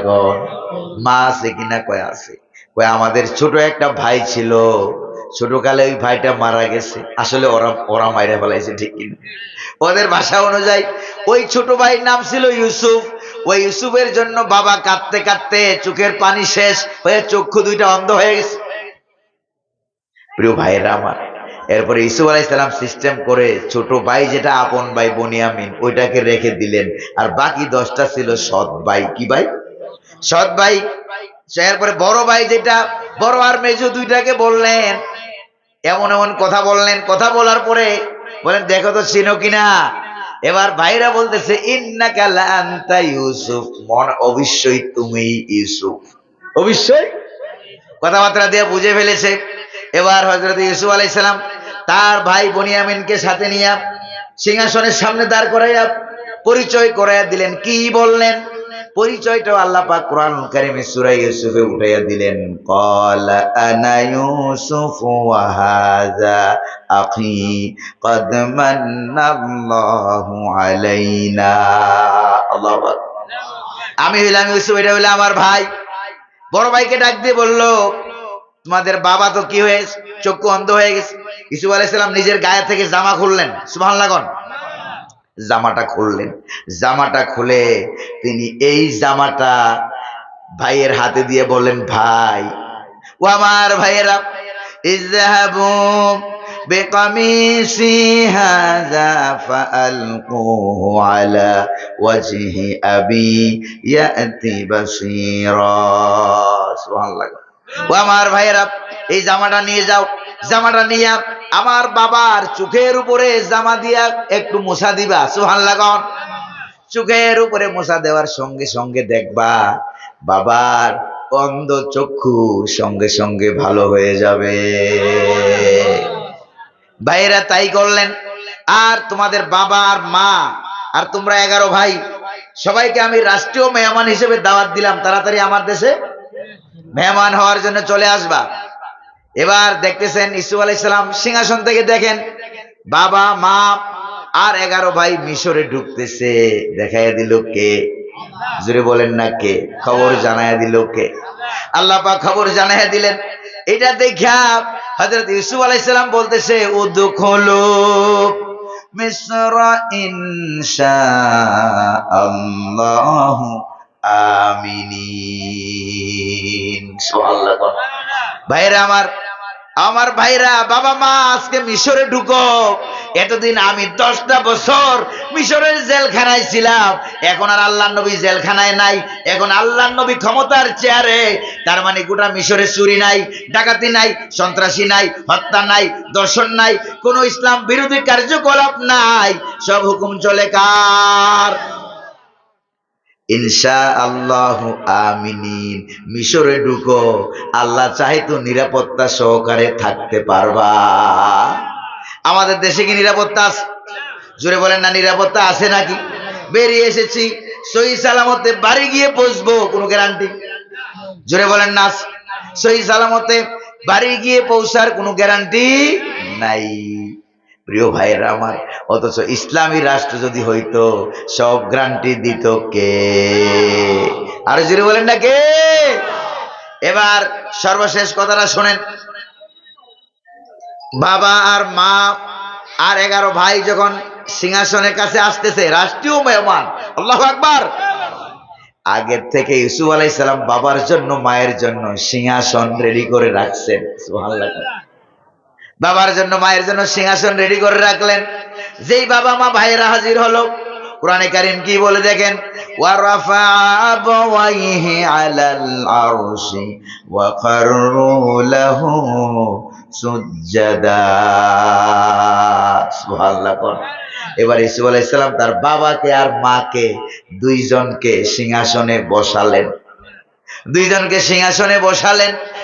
বসাবো মাত্রই ওয়া খাররু লাহু সুজদাা, বাবা মা আর 11 ভাই সকলে মিলে ইউসুফ আলাইহিস সালামকে সেজদা করলো। আল্লাহু আকবার বলেন। হুকুম ছিল কার? এবার আল্লাহর হুকুমে যদি সেজদা করা হয় তাইলে শিরিক হয় না। আদম আলাইহিস সালামকে ফেরেশতারা সেজদা করলো, হুকুম ছিল কার? আল্লাহর। এইজন্য ফেরেশতারা আদমকে সেজদা করলো, তার মানে ফেরেশতারা আদমকে আল্লাহর সাথে শরীক করে নাই, কারণ হুকুম যার, গোলামিও তার। আল্লাহু আকবার বলেন। প্রিয় ভাইয়েরা আমার, এরপরে হযরত ইউসুফ আলাইহিস সালাম, এবার ভাইয়েরা আর বাবা মা যখন সিজদা থেকে মাথা উঠালো, উঠাইতে উঠাইতে হযরত ইউসুফ আলাইহিস সালাম তার বাবাকে ডাক দিয়ে বললেন, ইয়া আবাতি হাযা তাউইলু রুয়ায়া মিন ক্বাবল ক্বাদ জাআলাহা রাব্বি হাক্কা। আল্লাহু আকবার। ও আমার সম্মানিত পিতা, ওই যে শিশুকালে স্বপ্ন দেখেছিলাম 11টা তারকা, একটা চাঁদ, একটা সূর্য আমাকে সেজদা করে, আজকে আমাকে মিশরের সিংহাসনের মধ্যে আল্লাহ রাব্বুল আলামিন বসাইয়া মিশরের প্রেসিডেন্টের চেয়ারে বসাবার মাধ্যমে ওই শিশুকালের সেই স্বপ্নকে বাস্তবে রূপান্তরিত করেছে। আল্লাহু আকবার বলেন না।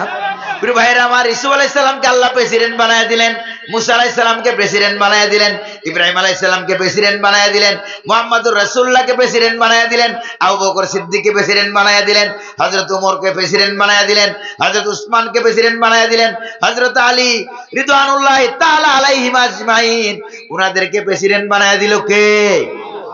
আল্লাহ। কিন্তু ওই ধারাবাহিকতায় আমাদের দেশে কি প্রেসিডেন্ট আছে? জোরে বলেন না, আছে নাকি? হযরত ওমরের মতো একটা লোক যদি আমরা পাইতাম, ভালো হইতো না খারাপ হইতো? আল্লাহ যেন করে দেন, বলি আমিন। দাও খোদা দাও আমায় আবার ওমর দারাজ দিল।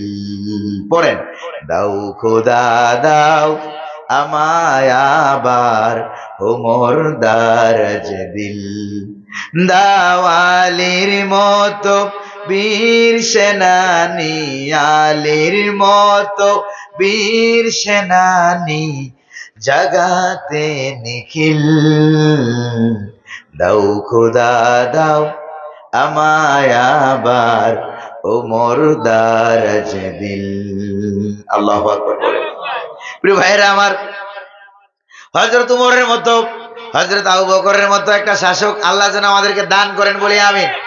তাহলে হযরত ইউসুফ আলাইহিস সালাম স্বপ্ন দেখলেন শিশুকালে, আর এই স্বপ্ন বাস্তবায়িত হলো হযরত ইউসুফ আলাইহিস সালামকে আল্লাহ যখন ক্ষমতার চেয়ারে বসাইয়া দিলেন, যখন স্বপ্ন বাস্তবায়িত হলো তখন। আল্লাহু আকবার বলেন না। প্রিয় ভাইরা আমার, এই জন্য আমরা বলি, আমার আপনার নবী যখন কালেমার দাওয়াত দেয়, মুহাম্মদুর রাসূলুল্লাহ সাল্লাল্লাহু আলাইহি ওয়াসাল্লাম মক্কা শরীফে যখন ছিলেন, কালেমার দাওয়াত দেয় আবু সুফিয়ানের নেতৃত্বে বিরাট বড় এক ব্যবসায়ী কাফেলা মক্কা শরীফ থেকে চলে গেছে রোমে। কোথায় চলে গেছে? হেরাক্লা আজিমের রোম, ইটালিতে চলে গেছে ব্যবসা বাণিজ্য করার জন্য। আর আল্লাহর নবী আদত মুবারক সুন্নত তরিকা অনুযায়ী তিনি গোটা পৃথিবীর সমস্ত রাষ্ট্রপ্রধানদের কাছে চিঠি লিখতে আরম্ভ করলেন, আসলিম তাসলাম ইয়াতিকাল্লাহু আজরাকা মাররাতাইন। ইসলাম গ্রহণ করো, আল্লাহ তোমাকে ডবল সওয়াব দান করবে। আল্লাহু আকবার বলেন না। ইসলাম গ্রহণ করো, আল্লাহ তোমাকে ডবল ডবল সওয়াব দান করবে। আর যদি ইসলাম গ্রহণ না করো, ফাইন আবাইতা, যদি ইসলাম গ্রহণ না করো, ফালাইকা ইসমুল আরিসিন, তাহলে তুমি যে ইসলাম গ্রহণ করলো না, এই পাপ তো তুমি পাবা। তোমার ভয়েতে, তোমার ডরে তোমার দেশের মানুষ ইসলাম গ্রহণ করবে না, কারণ তুমি ক্ষমতায়, তোমার হাতে অস্ত্র, ঠিক কিনা? তোমার ভয়েতে যে ইসলাম কেউ গ্রহণ করবে না, তাদের পাপের বোঝাও তোমার মাথায় বহন করতে হবে, ঠিক কিনা বলেন? প্রিয় ভাইয়েরা আমার, শেষ এই হাদিসটা বলে আমি কি করে দেব? ঠান্ডা শীত বেশি তো শেষ করে দেব। রাজি আছেন নাকি নাই? প্রিয় ভাইয়েরা আমার, এরপরে এরপরে কি হলো দেখেন, যখন নবীজি চিঠি দিয়া পাঠাইয়া দিলেন হযরত দাহিয়াতুল কালবি রাদিয়াল্লাহু তাআলা আনহু নামক সাহাবীকে, যখন ইতালিতে পাঠাইয়া দিলেন রোমে। এবার ইতালির প্রেসিডেন্ট রোম হেরাক্লিয়াস, আবার হেরাক্লাও বলা হয়, ইংরেজিতে বলা হয় হেরাক্লিয়াস, এমনি আরবি কিতাবে উল্লেখ করা হয়েছে হিরাকলা। তখন সেই চিঠিখানা, নবীজির চিঠিখানা পাইয়া কয়, মুহাম্মদুর রাসূলুল্লাহর পক্ষ থেকে চিঠি। তো মুহাম্মদুর রাসূলুল্লাহ যেই এলাকার জন্ম, সেই এলাকার বেশ কিছু মানুষ আমাদের এখানে ব্যবসা বাণিজ্য করে, তাদের সাথে আগে আলাপ আলোচনা করে দেখি কি হয়, ঠিক কিনা? তাদের সাথে আগে আলাপ আলোচনা করে দেখি কি হয়। এবার খবর দেওয়া হলো, তারা এসে গেল। আসার পরে রোমের প্রেসিডেন্ট হুজুরের ওই যে রাষ্ট্রদূত, যে তাকে দাঁড় করাইয়া ওদেরকে প্রশ্ন করে, তোমাদের দেশে যে লোকটা, ওইটার নাম কি? কয় যে অমুক। সে কি বংশ কিরকম? কয় অনেক ভালো। প্রায় 15-16টা প্রশ্ন করেছে। কয়টা? 15-16টা প্রশ্ন করা হয়েছে। একটা প্রশ্নের উত্তরও মুহাম্মদুর রাসূলুল্লাহর বিরুদ্ধে দিতে পারে নাই, কাফের হওয়া সত্ত্বেও। আল্লাহু আকবার বলেন। এরপরে রোমের প্রেসিডেন্ট আফসোস করে বলে, যদি ওই মুহাম্মদকে আমি পেতাম তাহলে তার দুই পা আমি ধৌত করে দিতাম, তার খেদমত আমি করতাম, তার পা আমি ধোয়া দিতাম। আল্লাহু আকবার বলেন না। তবে একটা ভবিষ্যৎবাণী আমি দিয়া দেই। ভবিষ্যৎবাণীটা হলো ফাসায়ামলিকু, বুখারীর riwayat, ফাসায়ামলিকু মাউজিয়া কাদামাইয়া হাতাইন, এমন একটা সময় আসবে আমি যেই চেয়ারে বসে আছি আমার দুই পায়ের নিচে যেই জায়গা, ওই জায়গা ওই দেশের মালিকও মুহাম্মাদুর রাসূলুল্লাহ হয়ে যাবে। আল্লাহু আকবার বলেন না। নবীজি দিলেন কালেমার দাওয়াত, রোমের প্রেসিডেন্ট বলল ইসলামের দখলে ওই দেশটাও হবে। আল্লাহু আকবার বলেন না। যাদের কালেমার দাওয়াতে এরকম গন্ধ ছিল 16-17 বছর তাদেরকেই ধরে ধরে মারা হয়েছিল, ঠিক কিনা? জোরে বলেন ঠিক কিনা? আর যাদের কালেমার দাওয়াতে নেই কোনো উৎপাত, খায় শুধু দুধ ভাত, যে সাপের চোখ নেই, সিং নেই, মুখ নেই, ঠোঁট নেই, চোখ নেই, ছোটে না, হাঁটে না, কাউকে যে কাটে না, ঠিক কিনা? এইরকম এরকম দাওয়াত যারা দেয় তাদের কোনো শত্রু নাই। আর যেই সাপ জানতো গোটা দুই আনতো, তেরে মেরে ডান্ডা করে দেয়, ঠিক কিনা? ঠিক কিনা? ডান্ডা এবার জায়গা মতে ডান্ডাও লাগে। এই জন্য হযরত মুসা আলাইহিস সালামকে শ্বশুর বাড়ি থেকে যখন স্ত্রী নিয়ে যখন আসে, নিজের বাবার বাড়িতে যখন আসে, আসার সময় শ্বশুর বাড়ি থেকে হযরত শুআয়ব আলাইহিস সালাম হাতে আসার সময় একটা উপহার দিয়ে দিলেন, লাঠি। কি দিয়ে দিলেন? লাঠি উপহার দিয়ে দিলেন। শ্বশুর বাড়ি থেকে তো অনেক ফার্নিচার, অত্যাধুনিক, ঠিক কিনা? এরকম উপহার দেওয়া হয়, কিন্তু মুসা আলাইহিস সালামকে শ্বশুর বাড়ি থেকে উপহার দেওয়া হলো কি? লাঠি। কারণ দাওয়াত নিয়ে যাইবে যার কাছে, হেতের নাম কি? ফেরাউন। হেতের নাম কি? ফেরাউন। যেমন কুকুর তেমন মুগুর যদি না হয় তাইলে ইসলামের দাওয়াত দেওয়া যাবে না। প্রিয় ভাইরা আমার, এতদিন মাথায় পাগড়ি বেঁধেছি, প্রয়োজনে ওই পাগড়ি কোমরে বাঁধতে রাজি আছেন নাকি নাই? এতদিন সুতার টুপি মাথায়, প্রয়োজনে লোহার টুপি, লোহার হেলমেট, শিরস্ত্রাণ মাথায় আল্লাহ নবীর মতো জিহাদের ময়দানে যাওয়ার সময় যেরকম পড়তেন ওই রকম পড়তে রাজি আছেন নাকি নাই?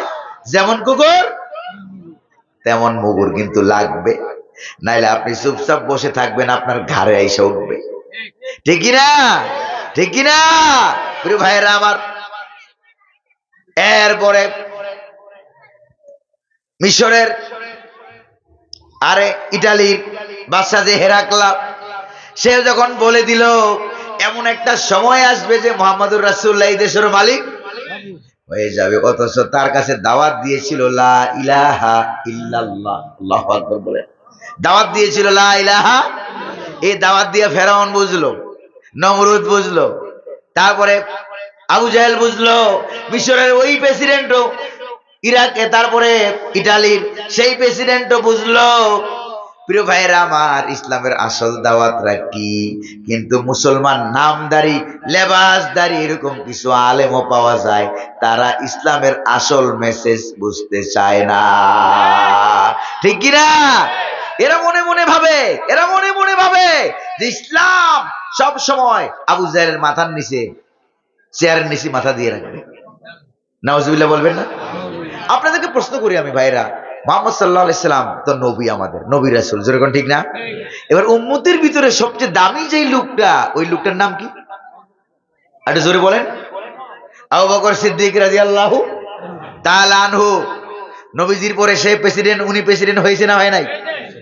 এবার আবু বকর সিদ্দিক রাদিয়াল্লাহু তাআলা আনহুর মতো মানুষ যদি বলতেন লা ইলাহা ইল্লাল্লাহ মুহাম্মাদুর রাসূলুল্লাহ, ও মুহাম্মদ আপনাকে নবী মানি, আপনাকে রাসূল মানি, আপনাকে মসজিদের ইমাম মানি, আপনাকে নামাজ রোজা হজ যাকাতের ইমাম মানি, জিকির আজকারের ইমাম মানি, নবীও মানি, রাসূলও মানি, কিন্তু রাষ্ট্র আপনি চালাইতে পারবেন না, দেশ আপনি চালাইতে পারবেন না, অর্থনীতি আপনি চালাইতে পারবেন না, সমাজনীতি আপনি চালাইতে পারবেন না, সংসদের নেতা আপনাকে এই জন্য মানি না, সংসদের নেতা, বঙ্গভবনের নেতা, গণভবনের নেতা, রাষ্ট্র নেতা, এমপি মন্ত্রী হিসাবে, প্রধানমন্ত্রী প্রেসিডেন্ট হিসাবে আপনাকে মানি না, মানি আবু জাহেলকে, তাইলে কি আবু বকরের ঈমান থাকতো?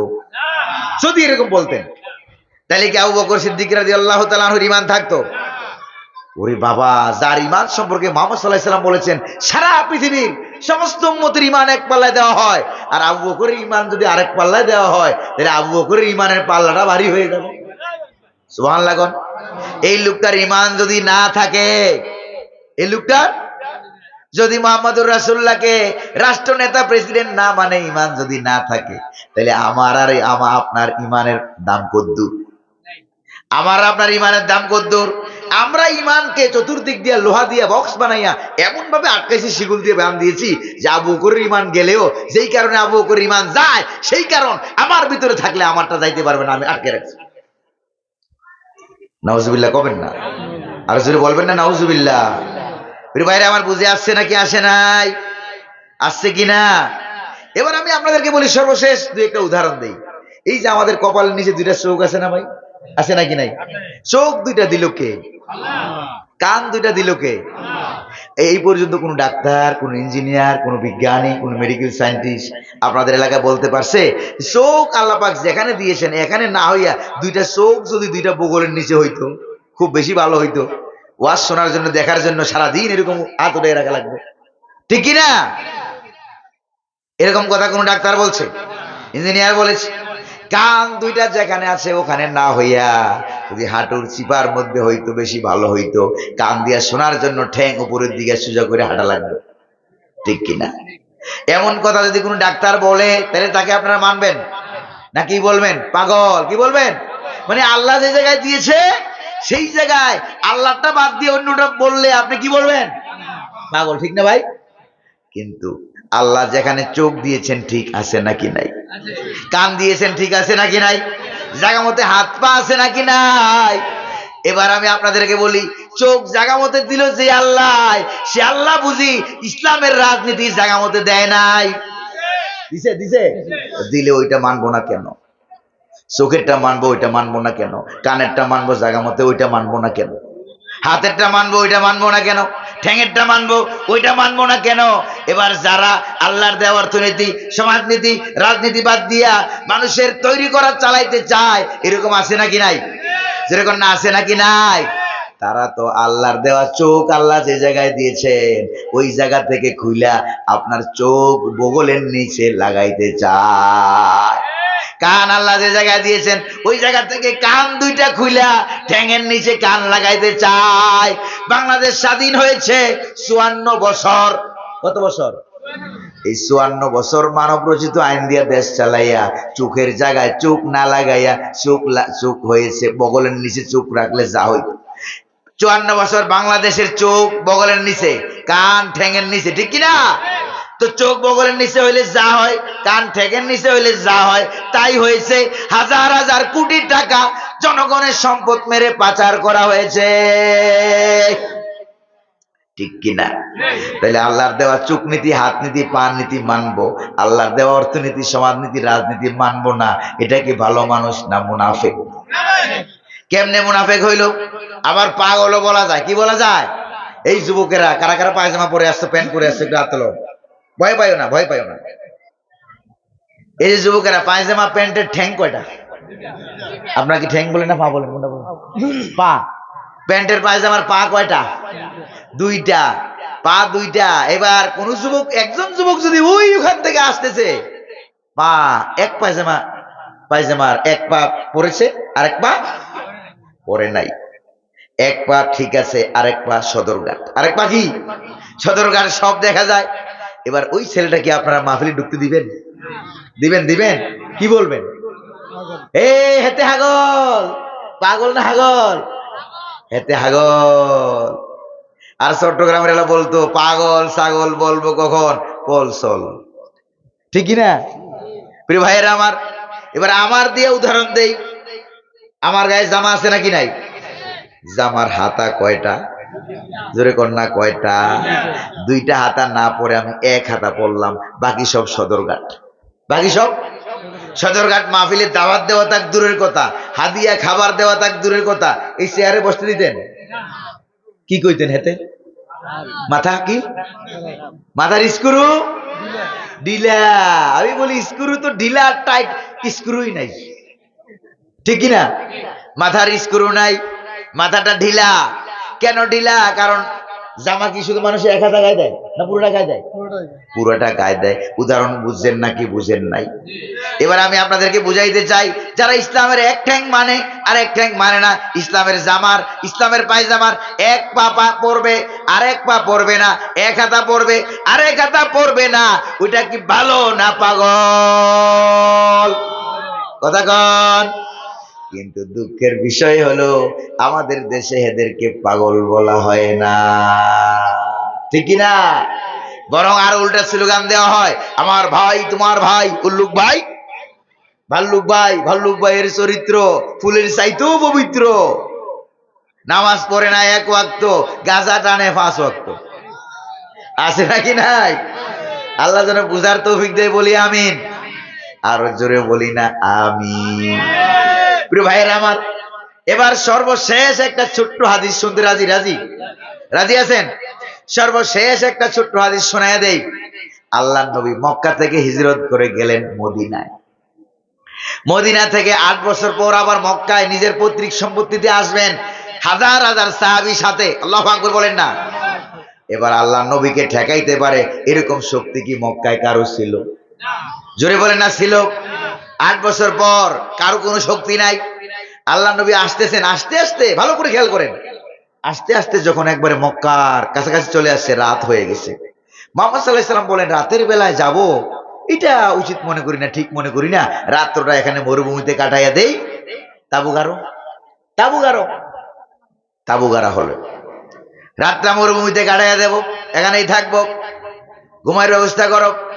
তারপরে বাথরুম বানাও, টয়লেট বানাও, তবে টয়লেট বেশি বানাইও না। মক্কা থেকে আমরা কি করি না করি সব দেখা দেখা যায়। বেশি বানাইও না, টয়লেট কম করে বানাও।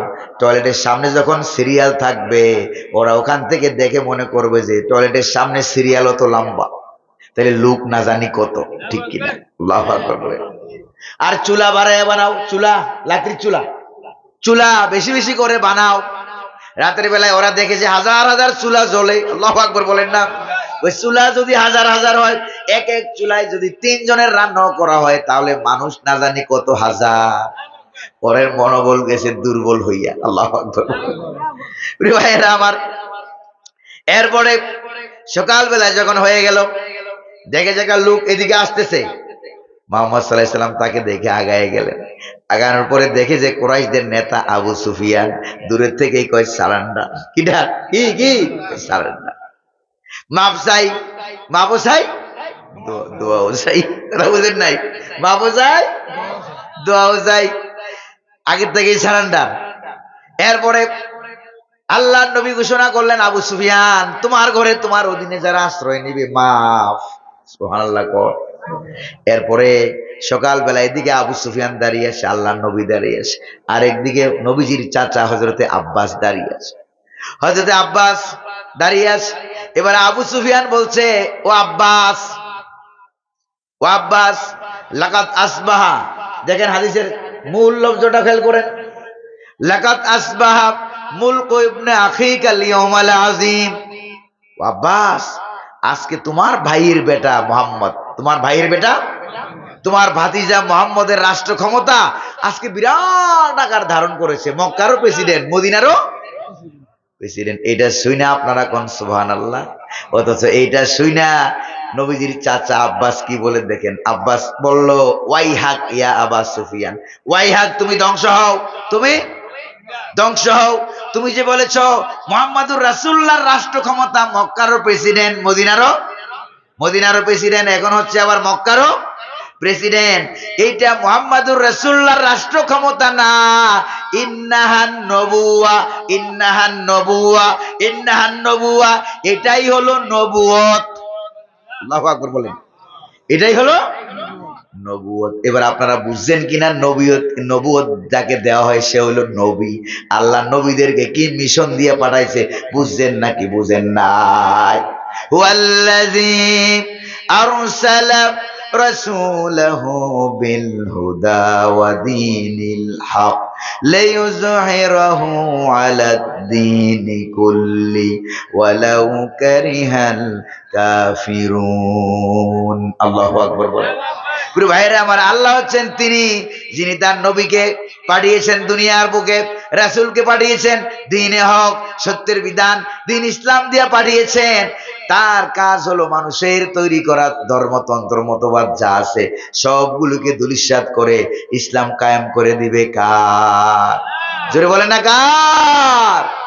আমাদের সমাজের সব মানুষ কিন্তু খারাপ না। সবাই খারাপ? সবাই খারাপ?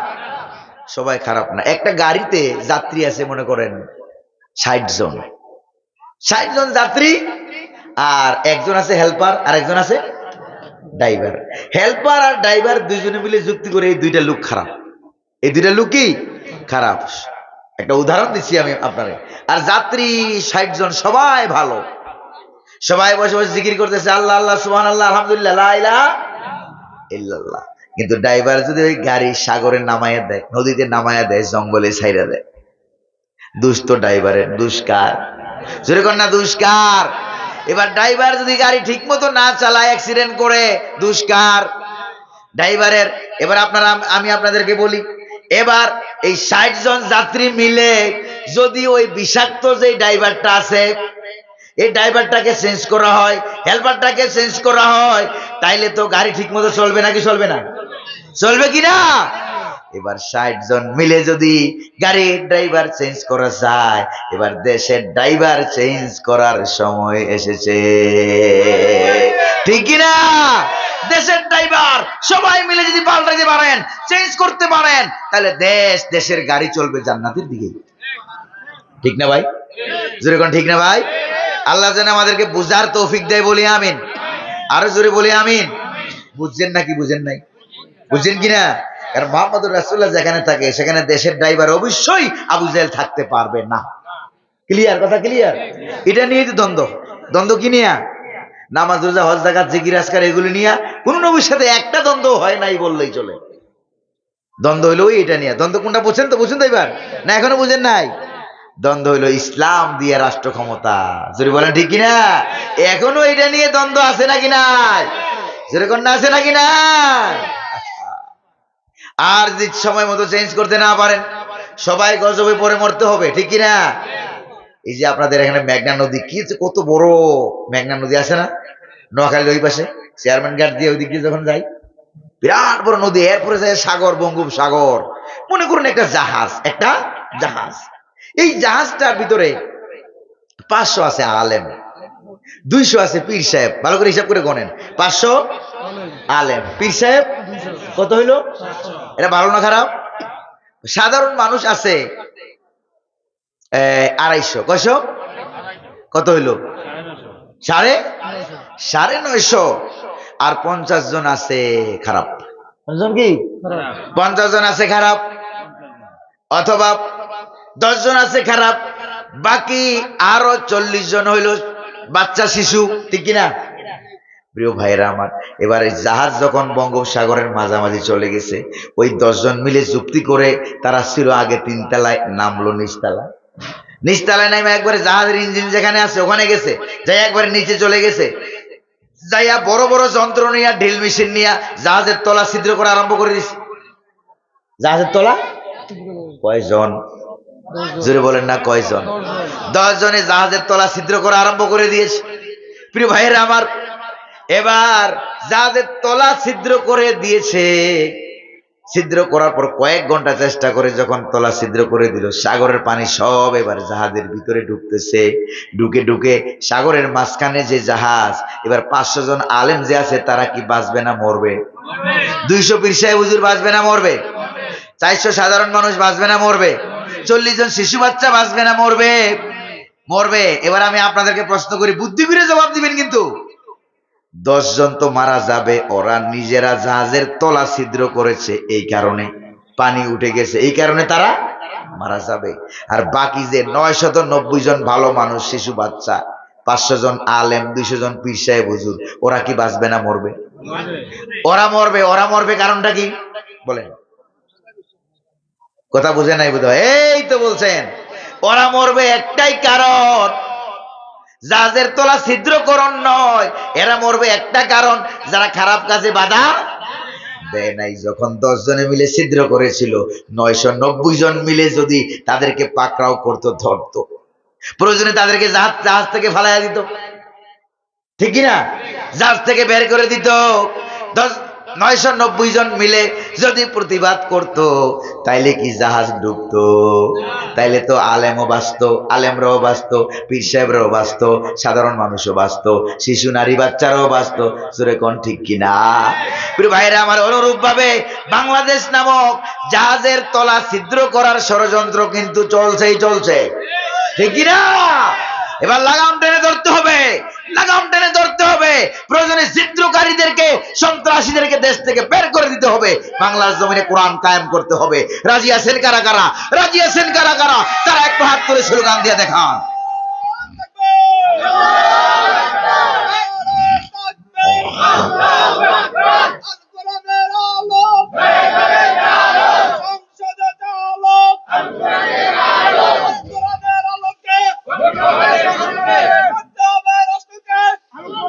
প্রিয় ভাইয়েরা আমার, এই যে মাদ্রাসা, ঐতিহ্যবাহী ছোট হোসেনপুর তালিমুল কোরআন নুরানি মাদ্রাসা থাকার কারণে না আপনারা আজকে ওয়াজ বয়ান শুনতে পারছেন, ঠিক কিনা? মাহফিলটা হয়েছে। এই জন্য আপনাদেরকে বলবো, এই মাদ্রাসার প্রতি খোঁজখবর রাখবেন। রাজি আছেন? এই মাদ্রাসার প্রতি খোঁজখবর রাখবেন, আলেমদের খোঁজখবর রাখবেন, দ্বীন ইসলামের খোঁজখবর রাখবেন। রাজি আছেন তো? সজাগ দৃষ্টি রাখবেন। প্রয়োজনে মাথার পাগড়ি কোথায় বাঁধতে হবে বলছিলাম? কোথায় বাঁধতে হবে? প্রয়োজনে মাথার পাগড়ি মাজায় বাঁধতে হবে। রাজি রাজি? আল্লাহ যেন আমাদেরকে বুঝার তৌফিক দেয়, বলি আমিন। আর জোরে বলি আমিন। তো আজকে যা তাফসীর শুনলেন সূরা সফ থেকে, ফজরের নামাজ না পড়লেও চলবে, পড়বেন। জোহর, আসর, মাগরিব, এশা সব পড়তে রাজি আছেন? আল্লাহ যেন তৌফিক দেন, বলি আমিন। পর্দার আলের মায়েরা, বোনেরা, যারা আমাদের ওয়াজ শুনেছেন, তাফসীর শুনেছেন, আলোচনা বয়ান শুনছেন, কোরআনের পক্ষে থাকবেন, দ্বীনের পক্ষে থাকবেন, ইসলামের পক্ষে থাকবেন, মসজিদ মাদ্রাসার পক্ষে থাকবেন, উলামায়ে কেরামের পক্ষে থাকবেন, নামাজ পড়বেন, রোজা রাখবেন, পর্দা সহকারে চলবেন, তারপরে স্বামী থাকলে স্বামীর খেদমত করবেন। এই কাজগুলি করবেন, আল্লাহ পাক পরকালে আপনাকে জান্নাত দান করবেন, ঠিক কিনা? ঠিক কিনা? বাচ্চাদেরকে মাদ্রাসায় পড়াবেন, নাতিপুতি মাদ্রাসায় পড়াবেন, ভবিষ্যতে যাতে করে দ্বীন ইসলামের পিলার হয়। কি হয়? ইসলামের এক একটা বাচ্চা এক একটা পিলার বানাই দিবেন। রাজি আছেন? রাজি আছেন? সবাই কি রাজি? আল্লাহ কবুল করুন, বলি আমিন। এখনো দোয়া হবে, মুনাজাত হবে। মুনাজাতের আগে কর্তৃপক্ষের কোনো কথা আছে কিনা? ঠান্ডা অনেক বেশি তো, তারপরে গতকালকের তুলনায় আজকে ঠান্ডা একটু কম না? কিছুটা কম, কিছুটা হলেও কম। প্রিয় ভাইরা আমার, তো কোনো কথা আছে? কোনো কথা আছে? কর্তৃপক্ষের কোনো কথা নাই। আমরা এখন দোয়া করব, মুনাজাত করব। মুনাজাতের আগে আমরা একটু আল্লাহ সুবহানাহু ওয়া তাআলাকে একটু ডেকে নেই। সুবহানাল্লাহ ওয়ালহামদুলিল্লাহ লা ইলাহা ইল্লাল্লাহ, সুবহানাল্লাহ ওয়ালহামদুলিল্লাহ। সাউন্ড একটু বাড়াইতে করবেন নাকি সাউন্ড? সুবহানাল্লাহ ওয়ালহামদুলিল্লাহ লা ইলাহা, সুবহানাল্লাহ ওয়ালহামদুলিল্লাহ লা ইলাহা, লা ইলাহা ইল্লাল্লাহু মুহাম্মাদুর রাসূলুল্লাহ সাল্লাল্লাহু আলাইহি ওয়াসাল্লাম। আল্লাহুম্মা আমিন। ربنا ظلمنا أنفسنا وإن لم تغفر لنا وترحمنا لنكونن من الخاسرين ربنا لا تزغ قلوبنا بعد إذ هديتنا وهب لنا من لدنك رحمة إنك أنت الوهاب রব্বুল আলামিন, পরওয়ারদিগারে আলম, পবিত্র তাফসীরুল কোরআন মাহফিলে কনকনে ঠান্ডা শীতকে উপেক্ষা করে তোমার বান্দারা বসে আছে। ও আল্লাহ, গভীর রজনী পর্যন্ত রব্বুল আলামিন দয়া করে মেহেরবানি করে আমাদের জিন্দেগীর সমস্ত গুনাহ খাতা মাফ করে দাও। এই মাহফিলের আয়োজন যারা করেছেন আর শোনার জন্য যারা এসেছেন, কিয়ামতের দিন মুসিবতের সময় এই মাহফিল আমাদের সকলের জন্য নাজাতের উসিলা বানায় দাও। আল্লাহ তাআলা এই মাহফিলের শুরু দিয়ে যারা ছিলেন, বর্তমানে নাই, দুনিয়া থেকে বিদায় হয়ে গেছেন, আল্লাহ দয়া করে মেহেরবানি করে তাদের কবরে সব পৌঁছে দাও। অত্র এলাকার যাবতীয় সকল কবরে, মুসলমানদের কবরে সব পৌঁছে দাও। কবরের আযাবগুলি মাফ করে দাও। এই মাদ্রাসার উত্তরোত্তর উন্নতির ব্যবস্থা করে দাও। সমস্ত হাজত যা রয়েছে গায়বী খাজানা থেকে, ও আল্লাহ তাআলা তোমার গায়বী খাজানা থেকে সমস্ত হাজত পূরণের ব্যবস্থা করে দাও রব্বুল আলামিন। আজকে কোরআনুল কারীমের সূরা সফ থেকে আমরা আলোচনা শুনেছি, তাফসীর শুনেছি, বয়ান শুনেছি। মাওলা, যদি কোনো ভুল ত্রুটি বেয়াদবি হয়ে থাকে নিজ গুণে মাফ করে দাও। আল্লাহ তাআলা যতটুকু সব মঞ্জুর করো লক্ষ কোটি গুণ বাড়াইয়া সোনার মদিনায় পৌঁছে দাও। আল্লাহ তাআলা রাত্র গভীর আমাদের দিকে একটু রহমতের নজর দিয়া, রহমতের নজর দিয়া আমাদের দিকে একটু তাকাও, কারণ তোমার রহমতের নজর বান্দার উপরে পড়লে বান্দা বাদশা হয়ে যায়, আর এক ফোঁটা পানির উপরে পড়লে পানি ফোঁটা মহাসাগর হয়ে যায়। রব্বুল আলামিন, আমরা যারা হাত তুলেছি এই মাহফিলকে বাস্তবায়ন করার জন্য, যারা টাকা দিলেন, পয়সা দিলেন, সময় দিলেন, শ্রম দিলেন, টাকা দিয়ে, পয়সা দিয়ে, বুদ্ধি দিয়ে, পরামর্শ দিয়ে, আল্লাহ তাআলা যারা এই মাহফিলকে সাহায্য সহযোগিতা করেছেন, দয়া করে মেহেরবানি করে তাদের যার চেষ্টা প্রচেষ্টা মঞ্জুর করে নাও। আল্লাহ তাআলা কিয়ামত পর্যন্ত এই মাহফিল কায়েম দায়েমের ব্যবস্থা করো। এই মাদ্রাসা মসজিদ মাহফিল প্রতিষ্ঠা করার জন্য যারা জায়গা জমি দান করলেন, টাকা দিলেন, পয়সা দিলেন, আল্লাহ তাদেরকে যারা বেঁচে আছেন নেক হায়াত দারাজ করে দাও।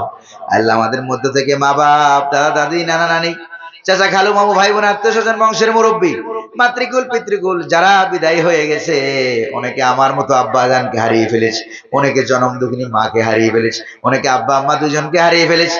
আল্লাহ দয়া করে মেহেরবানি করে তাদের জীবনের গুনাহ খাতা মাফ করে দাও, কবরগুলি বেহেশতের বাগান বানাও। রব্বির হামহুমা কামা রব্বায়ানি সগীরা, রব্বির হামহুমা কামা রব্বায়ানি সগীরা। ربنا آتنا في الدنيا حسنة وفي الآخرة حسنة وقنا عذاب النار حسبنا الله ونعم الوكيل نعم المولى ونعم النصير। আল্লাহ পাঁচ ওয়াক্ত নামাজি বানায় দাও, দিনদার বানায় দাও, ইমানদার বানায় দাও। পর্দার আড়ালের মা বোন যারা হাত তুলেছে, মা বোনদেরকে আবেদা জাহেদা বানায় দাও, পর্দা নিশি বানায় দাও, মা আসিয়া মা খাদিজার উত্তরসূরি বানায় দাও। ও আল্লাহ তাআলা যুবক ভাইদেরকে হযরত আলী, হযরতে খালিদ বিন ওয়ালিদ রাদিয়াল্লাহু তাআলা আনহুমার উত্তরসূরি বানায় দাও।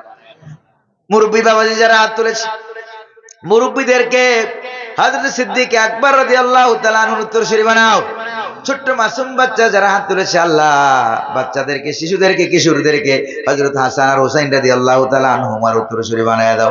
উলামায়ে কেরাম যারা হাত তুলেছে, উলামায়ে কেরামদেরকে তোমার হাবিবা কায়ে নামদার তাজদারে মদিনা নবী মুহাম্মদুর রাসূলুল্লাহ সাল্লাল্লাহু আলাইহি ওয়াসাল্লামের যোগ্য উত্তরসূরি বানায় দাও। আল্লাহ 1971 সালে আমার দেশের জন্য যারা জীবন দিলেন, 2024 সালে জালিম শাসককে হটাইতে গিয়া দেশকে দ্বিতীয়বার স্বাধীন করতে গিয়ে যারা জীবন দিলেন, শাহাদাত হিসেবে মঞ্জুর, তাদের শাহাদাত গুলি মঞ্জুর করো, তাদের কবরে সব পৌঁছে দাও। আল্লাহ দিন ইসলামের জন্য যারা জীবন দিলেন, হাসি মুখে ফাঁসির দড়ি গুলি বরণ করে নিলেন, তাদের কবরে সব পৌঁছে দাও। আল্লাহ বিশেষ করে কোরআনের পাখি শহীদ আল্লামা দেলাওয়ার হোসেন সাইদি রাহিমাহুল্লাহ হুজুরের কবরে সব পৌঁছে দাও। আল্লাহ তাআলা কয়েকদিন আগে বাংলাদেশের সাবেক প্রধানমন্ত্রী বেগম খালেদা জিয়া দুনিয়া থেকে বিদায় হয়ে গেছেন। আল্লাহ তাআলা দয়া করে মেহেরবানি করে তার জীবনের গুনাহ খাতা মাফ করো, কবরটারে বেহেশতের বাগান বানাইয়া দাও। ও আল্লাহ তাআলা, আমরা যারা হাত তুলেছি, রব্বুল আলামিন দয়া করে মেহেরবানি করে দ্বীন ইসলামের পক্ষে, কোরআনের পক্ষে কাজ করার তৌফিক দান করে দাও। রব্বানা تقبل منا إنك أنت السميع العليم وتب علينا إنك أنت التواب الرحيم سبحان ربك رب العزة عما يصفون وسلام على المرسلين والحمد لله رب العالمين واجعل آخر كلامنا عند الموت لا إله إلا الله محمد رسول الله صلى الله عليه وسلم। আসসালামু আলাইকুম ওয়া রাহমাতুল্লাহি ওয়া বারাকাতুহু। প্রিয় ভাইরা, আজকের মাহফিলের বয়ান তাফসীর যেটা হইলো, সেটা গোলাম কবির আজহারি পেজ আছে, ইউটিউব চ্যানেল আছে, সেখান থেকে আপনারা পাবেন ইনশাআল্লাহ।